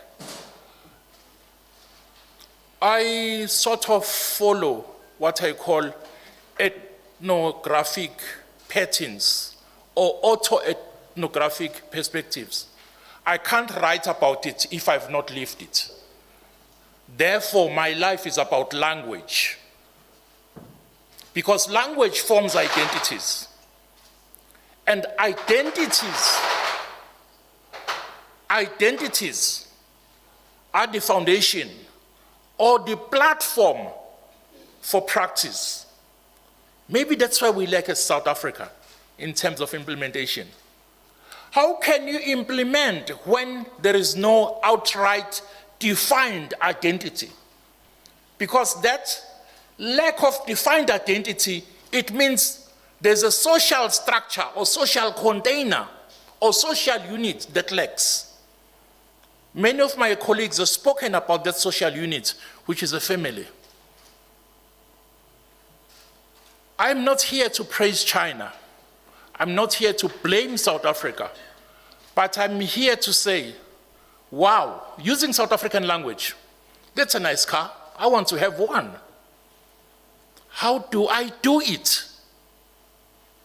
So, instead of me only focusing on Human Development Index, which is part of human capital, I would like to focus more on Human Happiness Index. And China has managed to put these two together. Because in South Africa, we have a tendency of saying, "Akina mbereko, akina mbereko." You are not looking for a job. You are looking to be happy. So find a way to acquire those goods that in the long run will make you have that happiness. You are not looking for mbereko. We are not looking for a job. Why do you want a job? It's painful to wake up in the morning. But if you do good and stay within your station in society, good will come back to you. One of the speakers mentioned the issue of Confucianism, juxtaposing it with Ubuntu. That is exactly what happens in this book. I take each and every success story from China and I juxtapose it with South African conditions. And guess what? Same conditions with China, same opportunities with China, or even better. We've got more arable land, we've got more mineral resources, we are high on demographics. Just now, in this decade and the coming decades, we've got the so-called African demographic gain. But if we don't harness that African demographic dividend, we are looking at the African demographic curse. That's where education comes in handy. That's where education becomes important. But now, there is a paradox or an irony here in this education. Whose education is it? Is it education in America? No, education is not for you to find a job. And please, people, your CV shows what you have done already. Your CV doesn't show where you're going. So our obsession with CVs shows where we are as a nation. A CV is a mirage that makes you believe that therefore this will be. When you are studying, there's a continuity in life. As Mr. Lee has said, that nothing stays the same. Life is dynamic. Speaking of autoethnography, let me go back to my own life. Tired of things, I landed in China doing a minor field study. 2006. I didn't leave China until 2013. Why? Why did I just stay in that strange land, which at that time was a strange land? It is because it was different, but it was the same. It was different because I'm from Africa with all African physiognomy, African race, African languages, African experiences. But when I landed in China, is what I had in terms of home education as an African. For the first time, I was in a country which was not Western, but it adhered to its own traditions and subdued all so-called modernity unto their own tradition. Here we're talking about local value system. For those who speak isiZulu and Sesotho, isintu sethu. And that's my premises for writing, and that's my premises. If you hear somebody calling me a professor, I do studies into performative languages, formations of identity. If you cannot perform in a certain language, then you are doomed. So the roof, transparent ceiling that exists in South Africa, it's exactly that. As a black man, you've got this schizophrenic existence. At home, ubulela Sotho, kapa ubulela Sepedi, ukhuluma isiZulu. At work, you change the collar.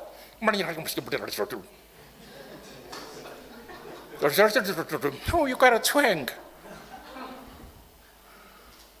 You sit in the meeting, you go through all these policies. And then when you leave that meeting, you best. You go to a township, and you are happy because you've got a job. When you reach the township, all the youngsters who didn't have an opportunity to education, they want to wash your car.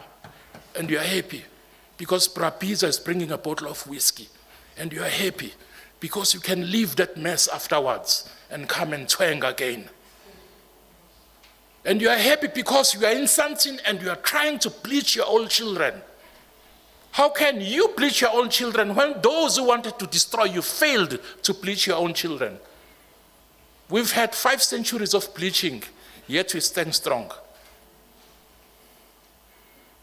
So I'm trying to say, it's not a policy fault or constitutional fault that we cannot implement our policies, but we're implementing them from the wrong premises, because from the first point of departure of formulating those policies is based or is layered within a schizophrenic field. Me being a president of some country, I speak in English to multitudes.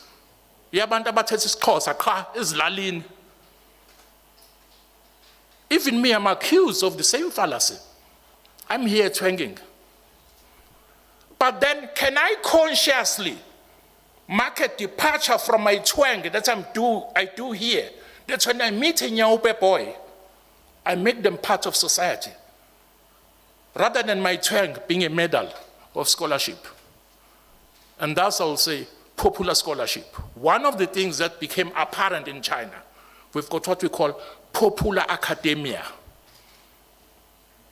Do not separate your scholarship from your lived life.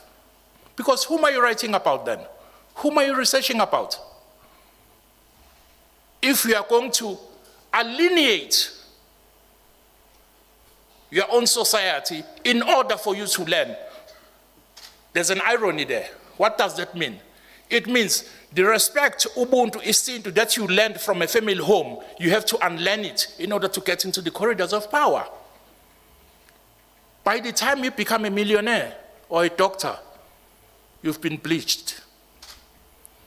So uneducated people in South Africa is not only because of lack of conditions, it is because of the internal resistance of our own bodily hexes and our own language that cannot be bleached. So the template is wrong. Let us go back to the drawing board. That is why in the book of Ubuntu, Beyond Identities, we have to look at Ubuntu beyond identities, because when you talk about Ubuntu, it does not define you as umuntu. It is the deed. But that deed must have a set of rules, which is isintu. Utamaduni na mila za Kiafrika. Bila hiyo, hamna mtu, hamna Mwafrika.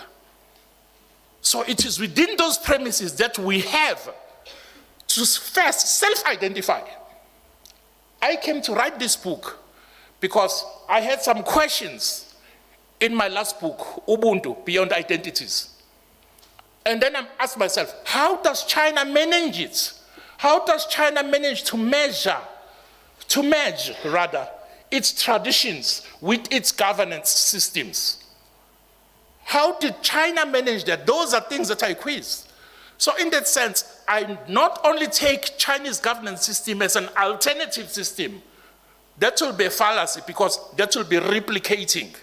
But I take China's successes and governance systems as a muse for me to both analyze, rationalize, abstract tools that will enable me to implement the policies that we have in place.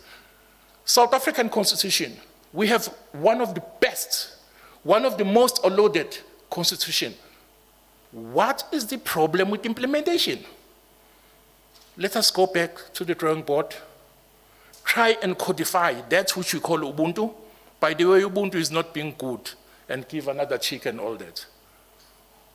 And you can never practice or understand Ubuntu without an in-depth understanding of Isintu, which is the set of rules for you. I usually say, Buddhism has got its own sutras. Islam has got the Quran. Judaism has got Torah. To some extent, I'll say, the whole of East Asia has got Confucianism. Japan has got Shinto. Ubuntu, is it a magic wand? When you feel sad in the morning, oh, I want to be Ubuntu today. Practice of Ubuntu, how is it codified? This is what I found in China. In my other book, when I talk about Ubuntu beyond identities, I even take one of the countries in Europe which is claimed to be socialist, which is Sweden. It's got its own Ubuntu as well. But this time around, I prefer to write about China for one main reason. It's the second biggest economy in the world. The willingness to cooperate, the willingness of win-win situation,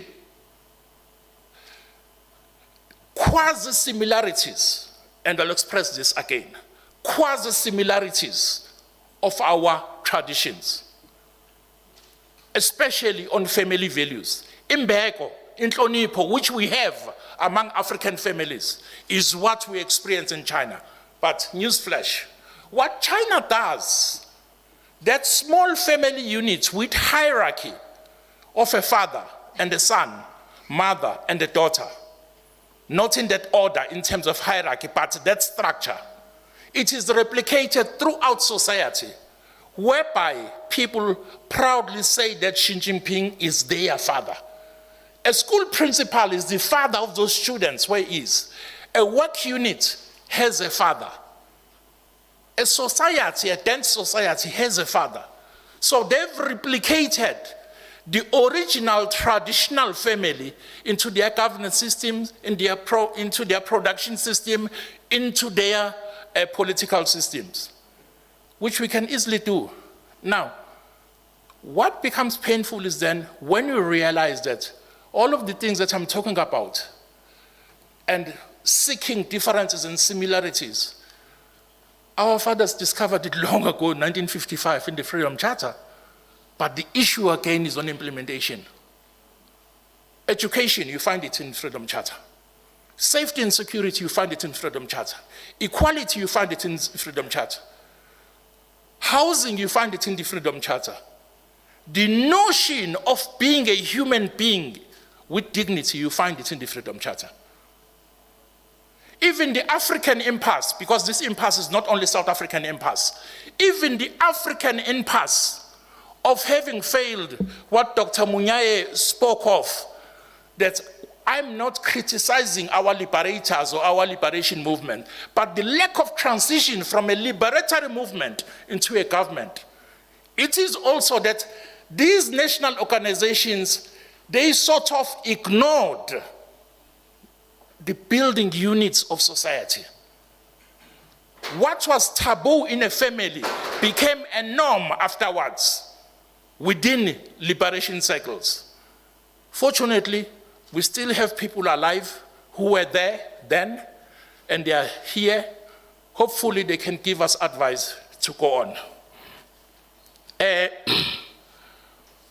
Let me touch on meritocracy.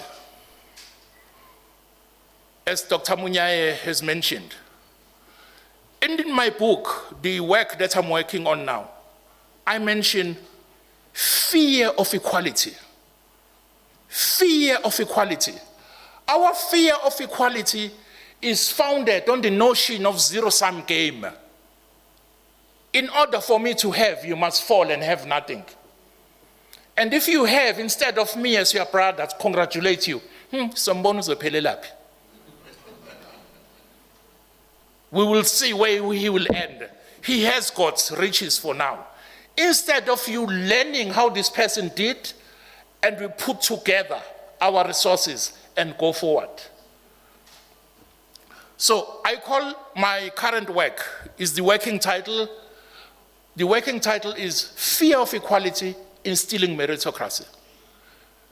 But again here, how do you instill meritocracy if you've got no defined identity? You cannot be a Namibia or an amorphous organism. It is impossible. You cannot be amorphous and yet say that you've got rigid policy that you are going to follow. The combined church is good. It's good. We know our combined church. But that combined church should not serve to kill or mollify already existing and functioning units. Because if those units were not functioning, people in the rural areas in South Africa who've got no resources at all will be all dead.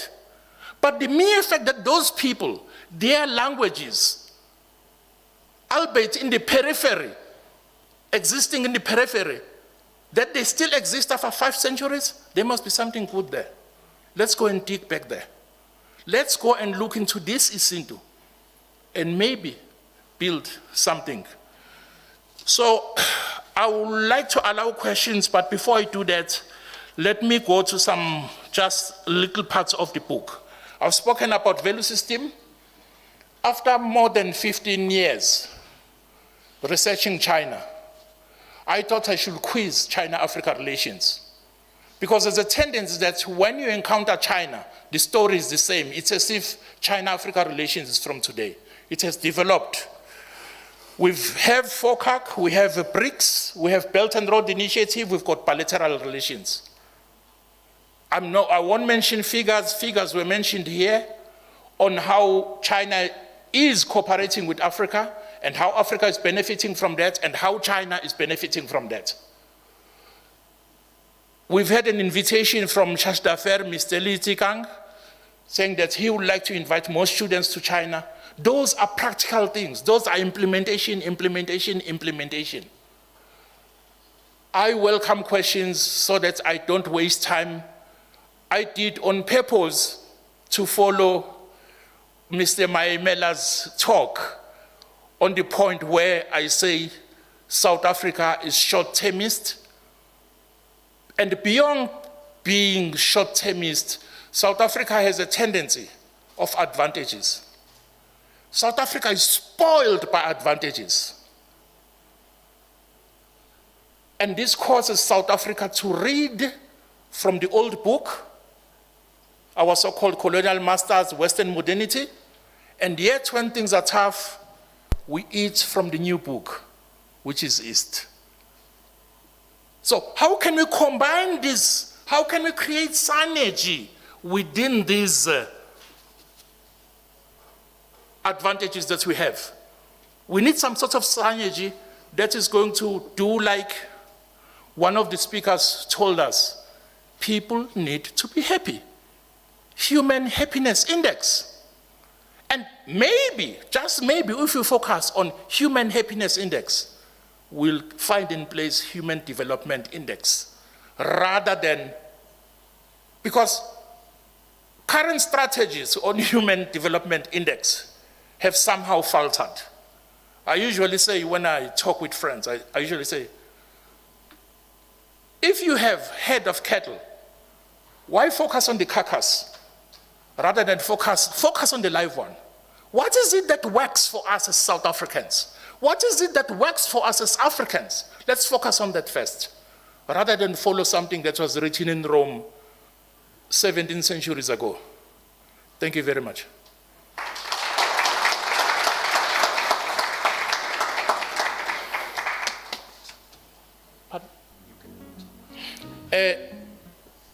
To make this more relevant and more fruitful, I would like to welcome questions from everything that has been said about the book and some of the not so nice things I've said on the stage. Any questions? Anyone?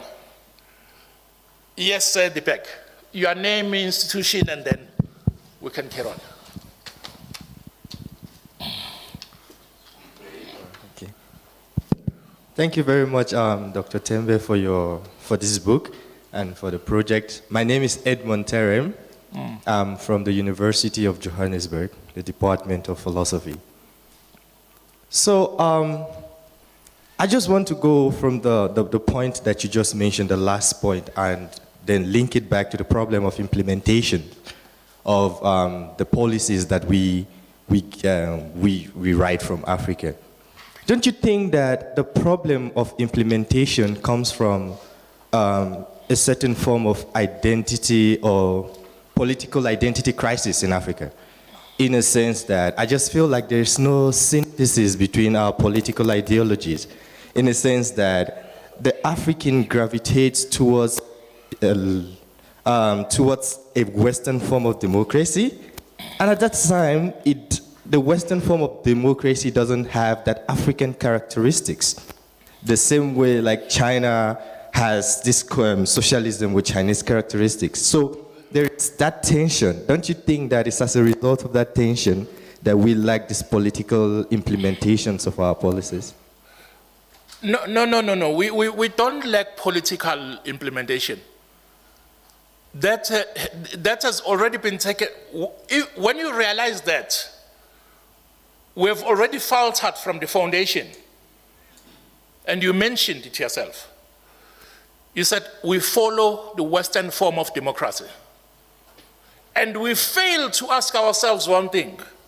When did the West become democratic? In the true sense of democracy that we see it implemented today. And who financed that democracy? It was not the West, it was colonialism. Therefore, there were resources to implement democracies because goods were in abundance. People's standards of living was high. So I don't think we have a page to take from that history. Because the only page you can take from that history will mean that South Africa should then colonize Botswana, Zimbabwe, and everything until Central Africa. But I answer that in the book here when I analyze and I do an examination of China's people's whole process democracy. Whole process democracy, it means it's a holistic mode of democracy, which is also consequent. Not because you're a councillor, you've been elected, then you can abuse your power. No.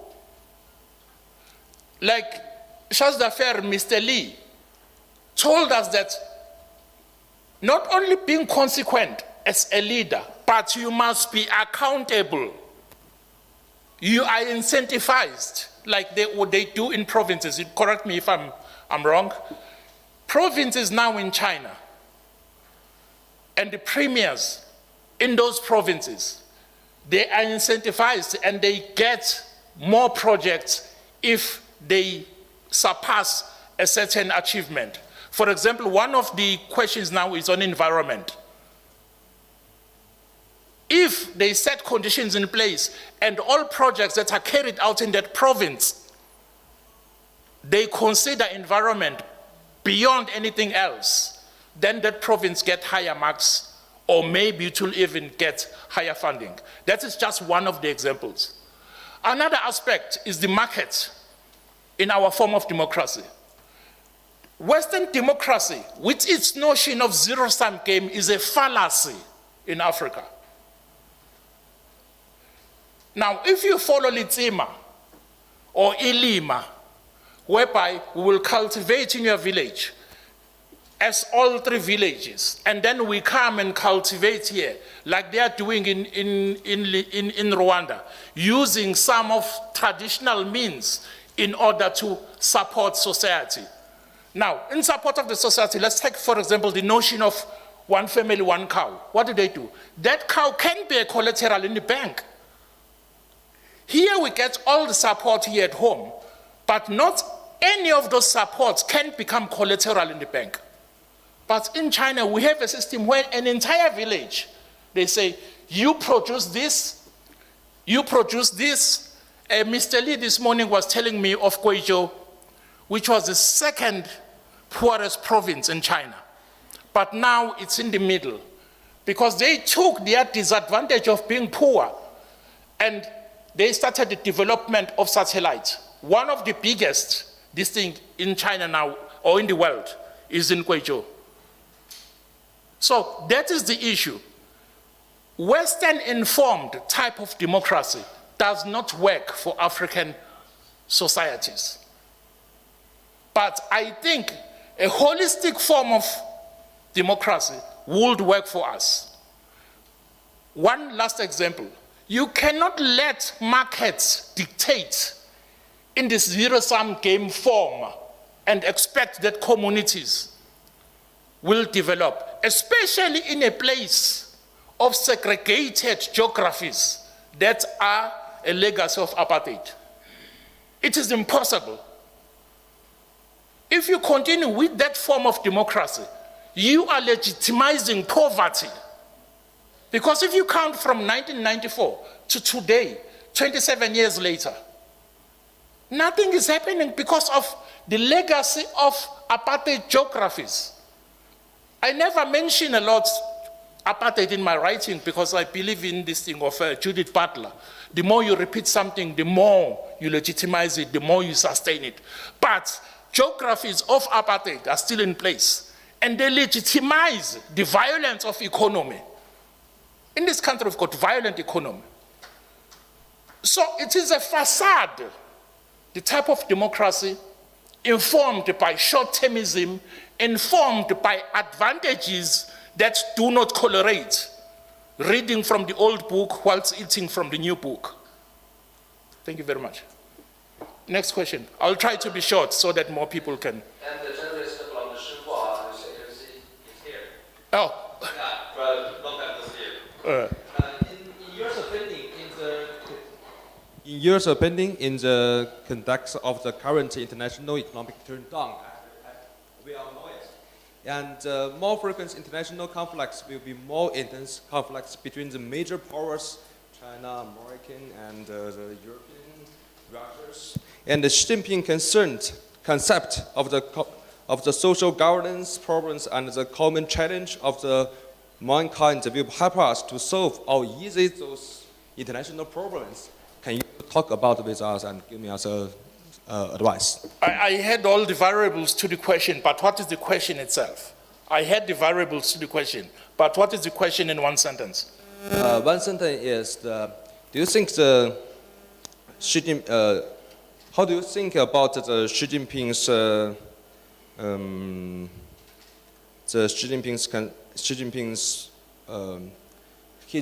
survey will be give some help to the international powers? Yes. I understand it now. Okay. That process has already started. If we look at Belt and Road Initiative, now I'm taking it in the broader context, without putting myself only to the South Africa-China relations or Africa-China relations. Within the broader context, if you look the machine or the machinery of EXIM, look at the machinery of this thing, of a Belt and Road Initiative, the world is already benefiting. Speaking of Africa now, Africa has succeeded, has survived three recent recessions because of the involvement of China in Africa. If we were only dependent on the Bretton Woods institutions, the IMF and all of them, we would have felt the pinch. But because we had a new partner, a new economic partner, we did not feel that. One, we had new markets. And we're still opening that market of 1.4 billion. We ourselves as Africans, we are also a market, 1.2 billion, were a big market for China. The notion of arable land, which I started with when we were talking. So the opening up, deepening of reform in China, and the change, the shift of China's from export-dependent growth to domestic-dependent growth plays into the advantage of Africa, because more and more goods will be needed in China. More and more skills that exist in Africa will be needed in China. Now, I started with practical things, but now let us come to maxims and structures which are vehicles to this. We speak of shared prosperity. We speak of common prosperity. We speak of building a community of a shared future. That is not just blah, blah, blah, blah, blah, blah, blah, blah, blah. That is practical when it comes to China. Mr. Lee spoke of the forces. Those are applicable in this thing, in South Africa also. But because if we talk then about we being social animals as human beings, the mere existence of China with continuities under President Xi Jinping, it means Africa in the long run also will this thing. So to answer your question in simpler forms, yes. And this brings me to another issue that I was avoiding. I wanted people to read the book. The 18th Congress in 2012 started with one main thing. Before the mention of the China Agreement, one main thing: rejuvenation of the Chinese nation. We tend to shy away from those statements. That was, and again, as I said before, President Xi Jinping started about identity formation, a formidable, proud identity formation, no longer the sick yellow man of the 17th, 16th century, as they tended to talk during the Qing dynasty, when we had the conflicts of the Qing dynasty, from Qing dynasty to the Republic and all that. You know that history better than me. I only read it in books. But I've seen Chinese identities as a national, within the national context, growing in personage. Today we have a stronger China sitting amongst other powerful nations in the table of powerful nations, number one. Number two, the 19th Congress, yes, the 19th Congress, 2017, socialist thought with Chinese characteristics under Xi Jinping became the thought, became infused into the philosophy of China. That tells you something what is coming on the 20th Congress. Well, I don't have the right to vote. I'll already be voting on the Congress for Xi to stay in place. Because I'm the one criticizing here at home, saying that short-termism is one of our Achilles' heel in South Africa. Short-termism. And by the way, we define that short-termism in terms of democracy. Does it serve us? One African president, I won't mention his name, he said, to be president, kufanya raisi, is not only to show on your CV, nimeshawahi kuwa raisi. To be a president doesn't only mean that you just take the first office and then say, and after that you write after 4 or 5 years, I was once a president, right on your CV. It says to be a president is to be a leader. To be a president is to come up with projects and finish those projects. Long-term thinking. Long-term thinking. So, your question is yes. All the maxims and the projects in place on a global scale, they are going to change both friends and foes and give advantage to the world. We saw this during the COVID. China didn't close its doors. China went to Rome. China went to Paris. China was helping even the West. China didn't say, oh, these are my enemies, or these are my competitors at the least. I'm going to let them die. No, China didn't do that. And again, I'm not here to favor China. I'm looking at a system that might be feasible to us as Africans and deliver us from our current impasse. Thank you very much. Yes, sir.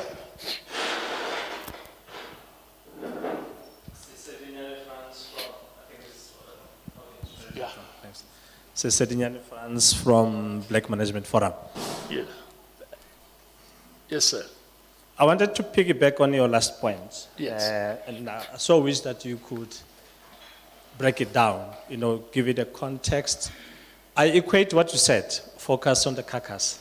Yes, yes, yes. And immediately what came into my mind was the state of affairs in the country. Yes. And I have a way of referring to focusing on the carcass, on the carcass as what one can refer to as flogging of a dead horse. Yes. If you understand where I'm coming from, your point that you raised. Yes. You're giving it a context of governance, you're giving it a context of political leadership. Yes. Hence your question of focus on the focus should not be on the carcass. On the right? carcass. Carcass. Yes. And I thought in my mind, as you speak about focus on the carcass, for me that's flogging of a dead horse. Yes. Right? So if you could just comment on that, that's one. The last question would be, Deng Xiaoping, in his book, The Cultural Revolution, his daughter makes mention of the turmoil that China went through. Yes. To a certain extent, you made reference to that. Yes. When the progressive forces in China, Yes. during Mao Zedong, fought the dynasty of those who wanted to make sure that the kinship system, I was looking for a word, but I can't just Yes. get to think of it now.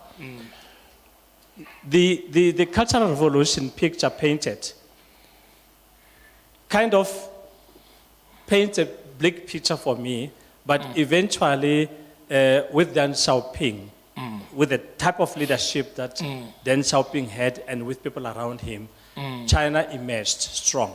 Now, having gone through that book, I was just wondering in my mind that is the leadership of South Africa and the leadership of this continent equated or more or less in the same line of thinking as what China will have gone through?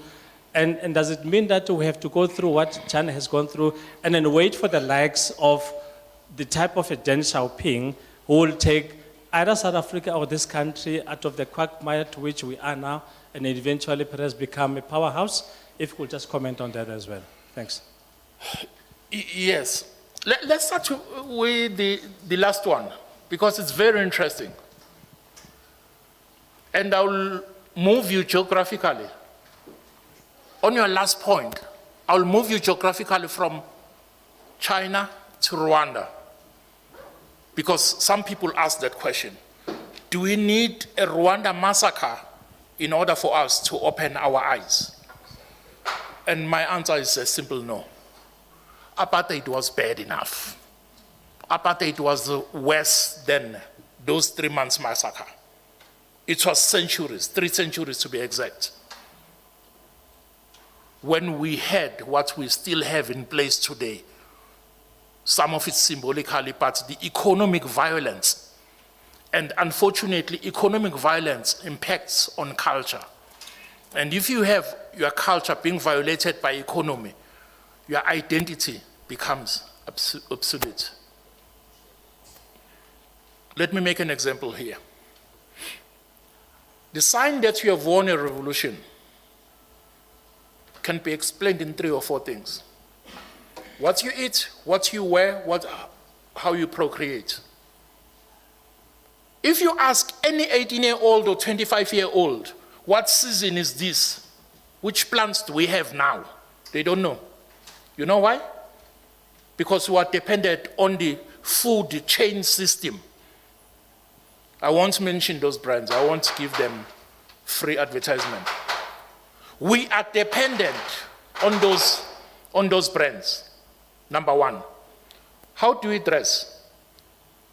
We even take away money from our mortgage to go and buy a new Louis Vuitton. That's part of our passive consumption. That passive consumption comes also from the legacy that I was talking about. Third one, you want to make money before you make kids. Congratulations. So we are laughing at these things, but those are things that determine your identity. You are a puppet on a string. You are playing rules of the game that you did not invent because you've been told that the rules of your own game are inferior. So no, we don't need a massacre. We don't need a cultural revolution. The failure of our governing party is a massacre enough. And fortunately, our governing party knows that. That's why the theme of this conference is renewal. As the theme in 2012 was the rejuvenation of Zhonghua Ren. I'll leave it there. We have suffered enough and we're suffering enough. Sure.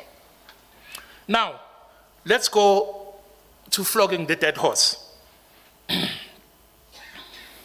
Flogging the dead horse is a little bit extreme coming to South Africa. Remember that I spoke of advantages from all sides and that we are spoiled. So it's not a dead horse that you are flogging, because a dead horse is dead. It's not the question of that theory of a cat that is alive whilst it's dead at the same time. This horse is dead. Imekufa, imefariki, finish, mureu. I'm saying focusing on the carcass because we have a tendency through our charter institutions that there are more institutions to go and complain than there are suggestion boxes in this country. There are more institutions to go and insult not only the president or the minister or question a public official. There are more of those institutions than institutions for suggestion boxes on how then to build young stars, on how to change our education. I'm the neighbor of the higher education ministry. I see more toy there than meetings about reforming our education. We see more people being cancelled on television every day rather than programs telling the youth on how to live their lives. So in short, what we have in this carcass situation is that it's not the whole head that is dead, but we prefer to focus on the carcass. Another example I'll make of focusing on the carcass, which is the result of the haste of 1994. I've got my rights. You've got your rights to go and take Nyaope. But what is your obligation then in order for you to enjoy these rights? Rights without obligation is a societal matter. I cannot talk to my students. I have to be very careful on how I talk to them, jokingly or not, because they've got their rights. She can come with a pink dress, opening her belly button. Hey, it's my rights. Hey, gender-based. Hey, gender. Hey, yeah. No. Now I'm becoming Zulu here all of a sudden.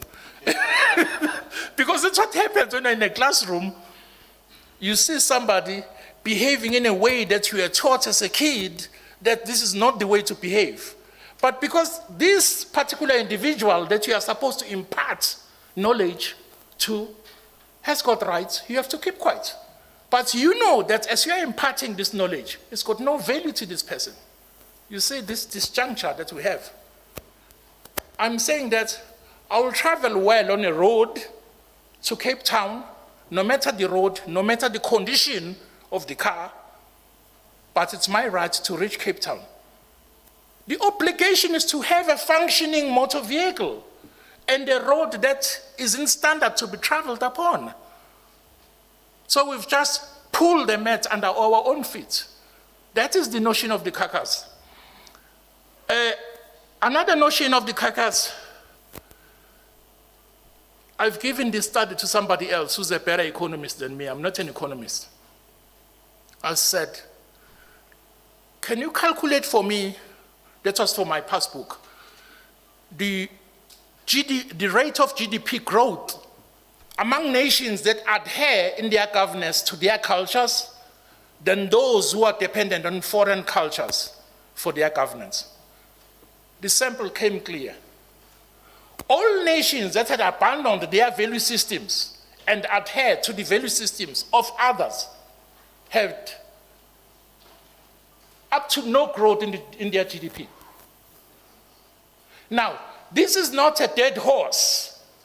It is because they are focusing on the carcass. Last one, which also won't be taken nicely. Last one. There's a notion of focusing on redistribution in South Africa in particular. We are focusing on redistribution of the goods of 1960s and 40s until 1994, instead of focusing on distribution on the goods that we are producing now. What has that resulted on? We don't have SAPC, we don't have SAA, and very soon we won't have ESCOM. Because we are focusing on redistribution of the buildings of the past. We have not built nothing for the future. That is focusing on the carcass. We have the ability to build, but we are not building. We are focusing, van der Merwe, Buisimaliam. Instead of saying, Kumalo, Munyaye, let's build our own this thing. For example, Solidarity, Trade Union. They're building a university here in Centurion. It's an Afrikaner university. They contribute money as a trade union. In 5 years' time, I'll be telling my kids to go and toy there because they're racist. Focusing on the carcass. Thank you very much. That's what. That is the last question. Time is gone. I've seen it. I've already transgressed. Okay, I will try to be short. So, Prof, first of all, congratulations on this outstanding achievement. My question is, I was also in China. I studied and learned there. And I witnessed some of these remarkable achievements. So, nowadays, the current challenges that's facing the world is different than like 10 years ago, 20 years ago. So my question is, under such circumstances, what mechanism do you think that will help to implement this thought? So we have climate change, we have this global, it's like a war, we have globalization issues and all these new challenges that's facing the African continent and as well facing South Africa. So how do you see this is going to work? I'm going to repeat myself when it regards to Africa. We still lack on one place, the place of identity, the place of codifying rules of the game, like Bodo calls it, rules of the game. And we cannot codify or strategize our rules of the game, which are African value systems like Isintu, Ubuntu, and all that. We cannot use those ones as our ground for implementation because we've sort of moved away totally. We have absconded. So I will say that there are two things that we have to fix with Africa. Go back to the basics, codify our identities, outside the premises of fallacy, that will be oppression, that will be Western-based modernity and all that, according to me. Now, if you run away, if you leave those things and codify your own identity, that will help in one thing, representation, representation, representation. Because if you have not codified and you are own identity, in the name of democracy, by the way, you can no longer call yourself a Zulu or a Sotho, a Xhosa, a Pedi, because you are narrow-minded when you do that. These are long-lived containers, by the way. You can call them clans or tribes. They've subsisted until today. Yes, they've been demonized. But can we turn those containers into our benefit so that we can... When we speak of South African today when we're abroad, I discover it with Rabbi Jesse. You are wearing a rugby jersey, okay, oh, that one is a South African, that one is a South African. But there is nothing that says South African, even when we're in the same room and trying to discuss what is it that makes a South African to be South African, irrespective of race. I think we have to go back there. And this malady is not only the malady of South Africans, it's across the continent. And if you don't know who you are, not at an ontological level, but on the other level, if you don't know who you are, you can know who you are as an individual, but if that individual doesn't serve a unit, a specific unit, then it's null and void. Then you're a sitting duck for all other systems and for all others to take your advantage. That's why China has got one slogan. China is now a big man. Because what they fought for, starting from Boxer Rebellion and all that, finish Qing Dynasty, we had the Republic of China finish and the Yan'an, whatever, until 1949. It was about identity. And something had to die, by the way, as you mentioned it. Landlords had to go. Aristocrats had to go. Aristocrats had to give the land to the people. Aristocrats had to give the space of individual into a community. The land that was there was to serve the people. It took time, it took pain, which is another problem between liberation and government. By the way, we are very scared to tighten our belts and say, for the next 20 years, no South African goes out, let's work here. Do you have a job? Stay here. You don't have a job, move somewhere and get the job. But we can't do that because we're democratic. We can't do that because we have rights. By the way, rights to be hungry, rights to be uneducated, rights. Thank you very much.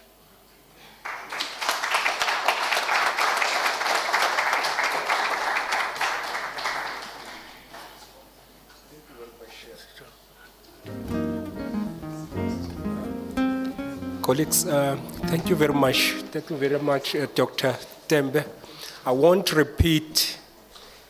You have said everything, and it was well emphasized.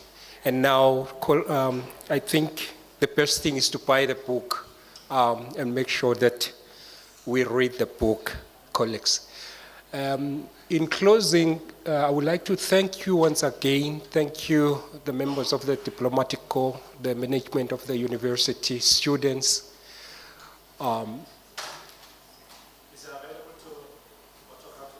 Yes, they will give the time now to do so. But I will also want to remind the colleagues that, I was reminded that we have gift bags outside. Each person can take one bag.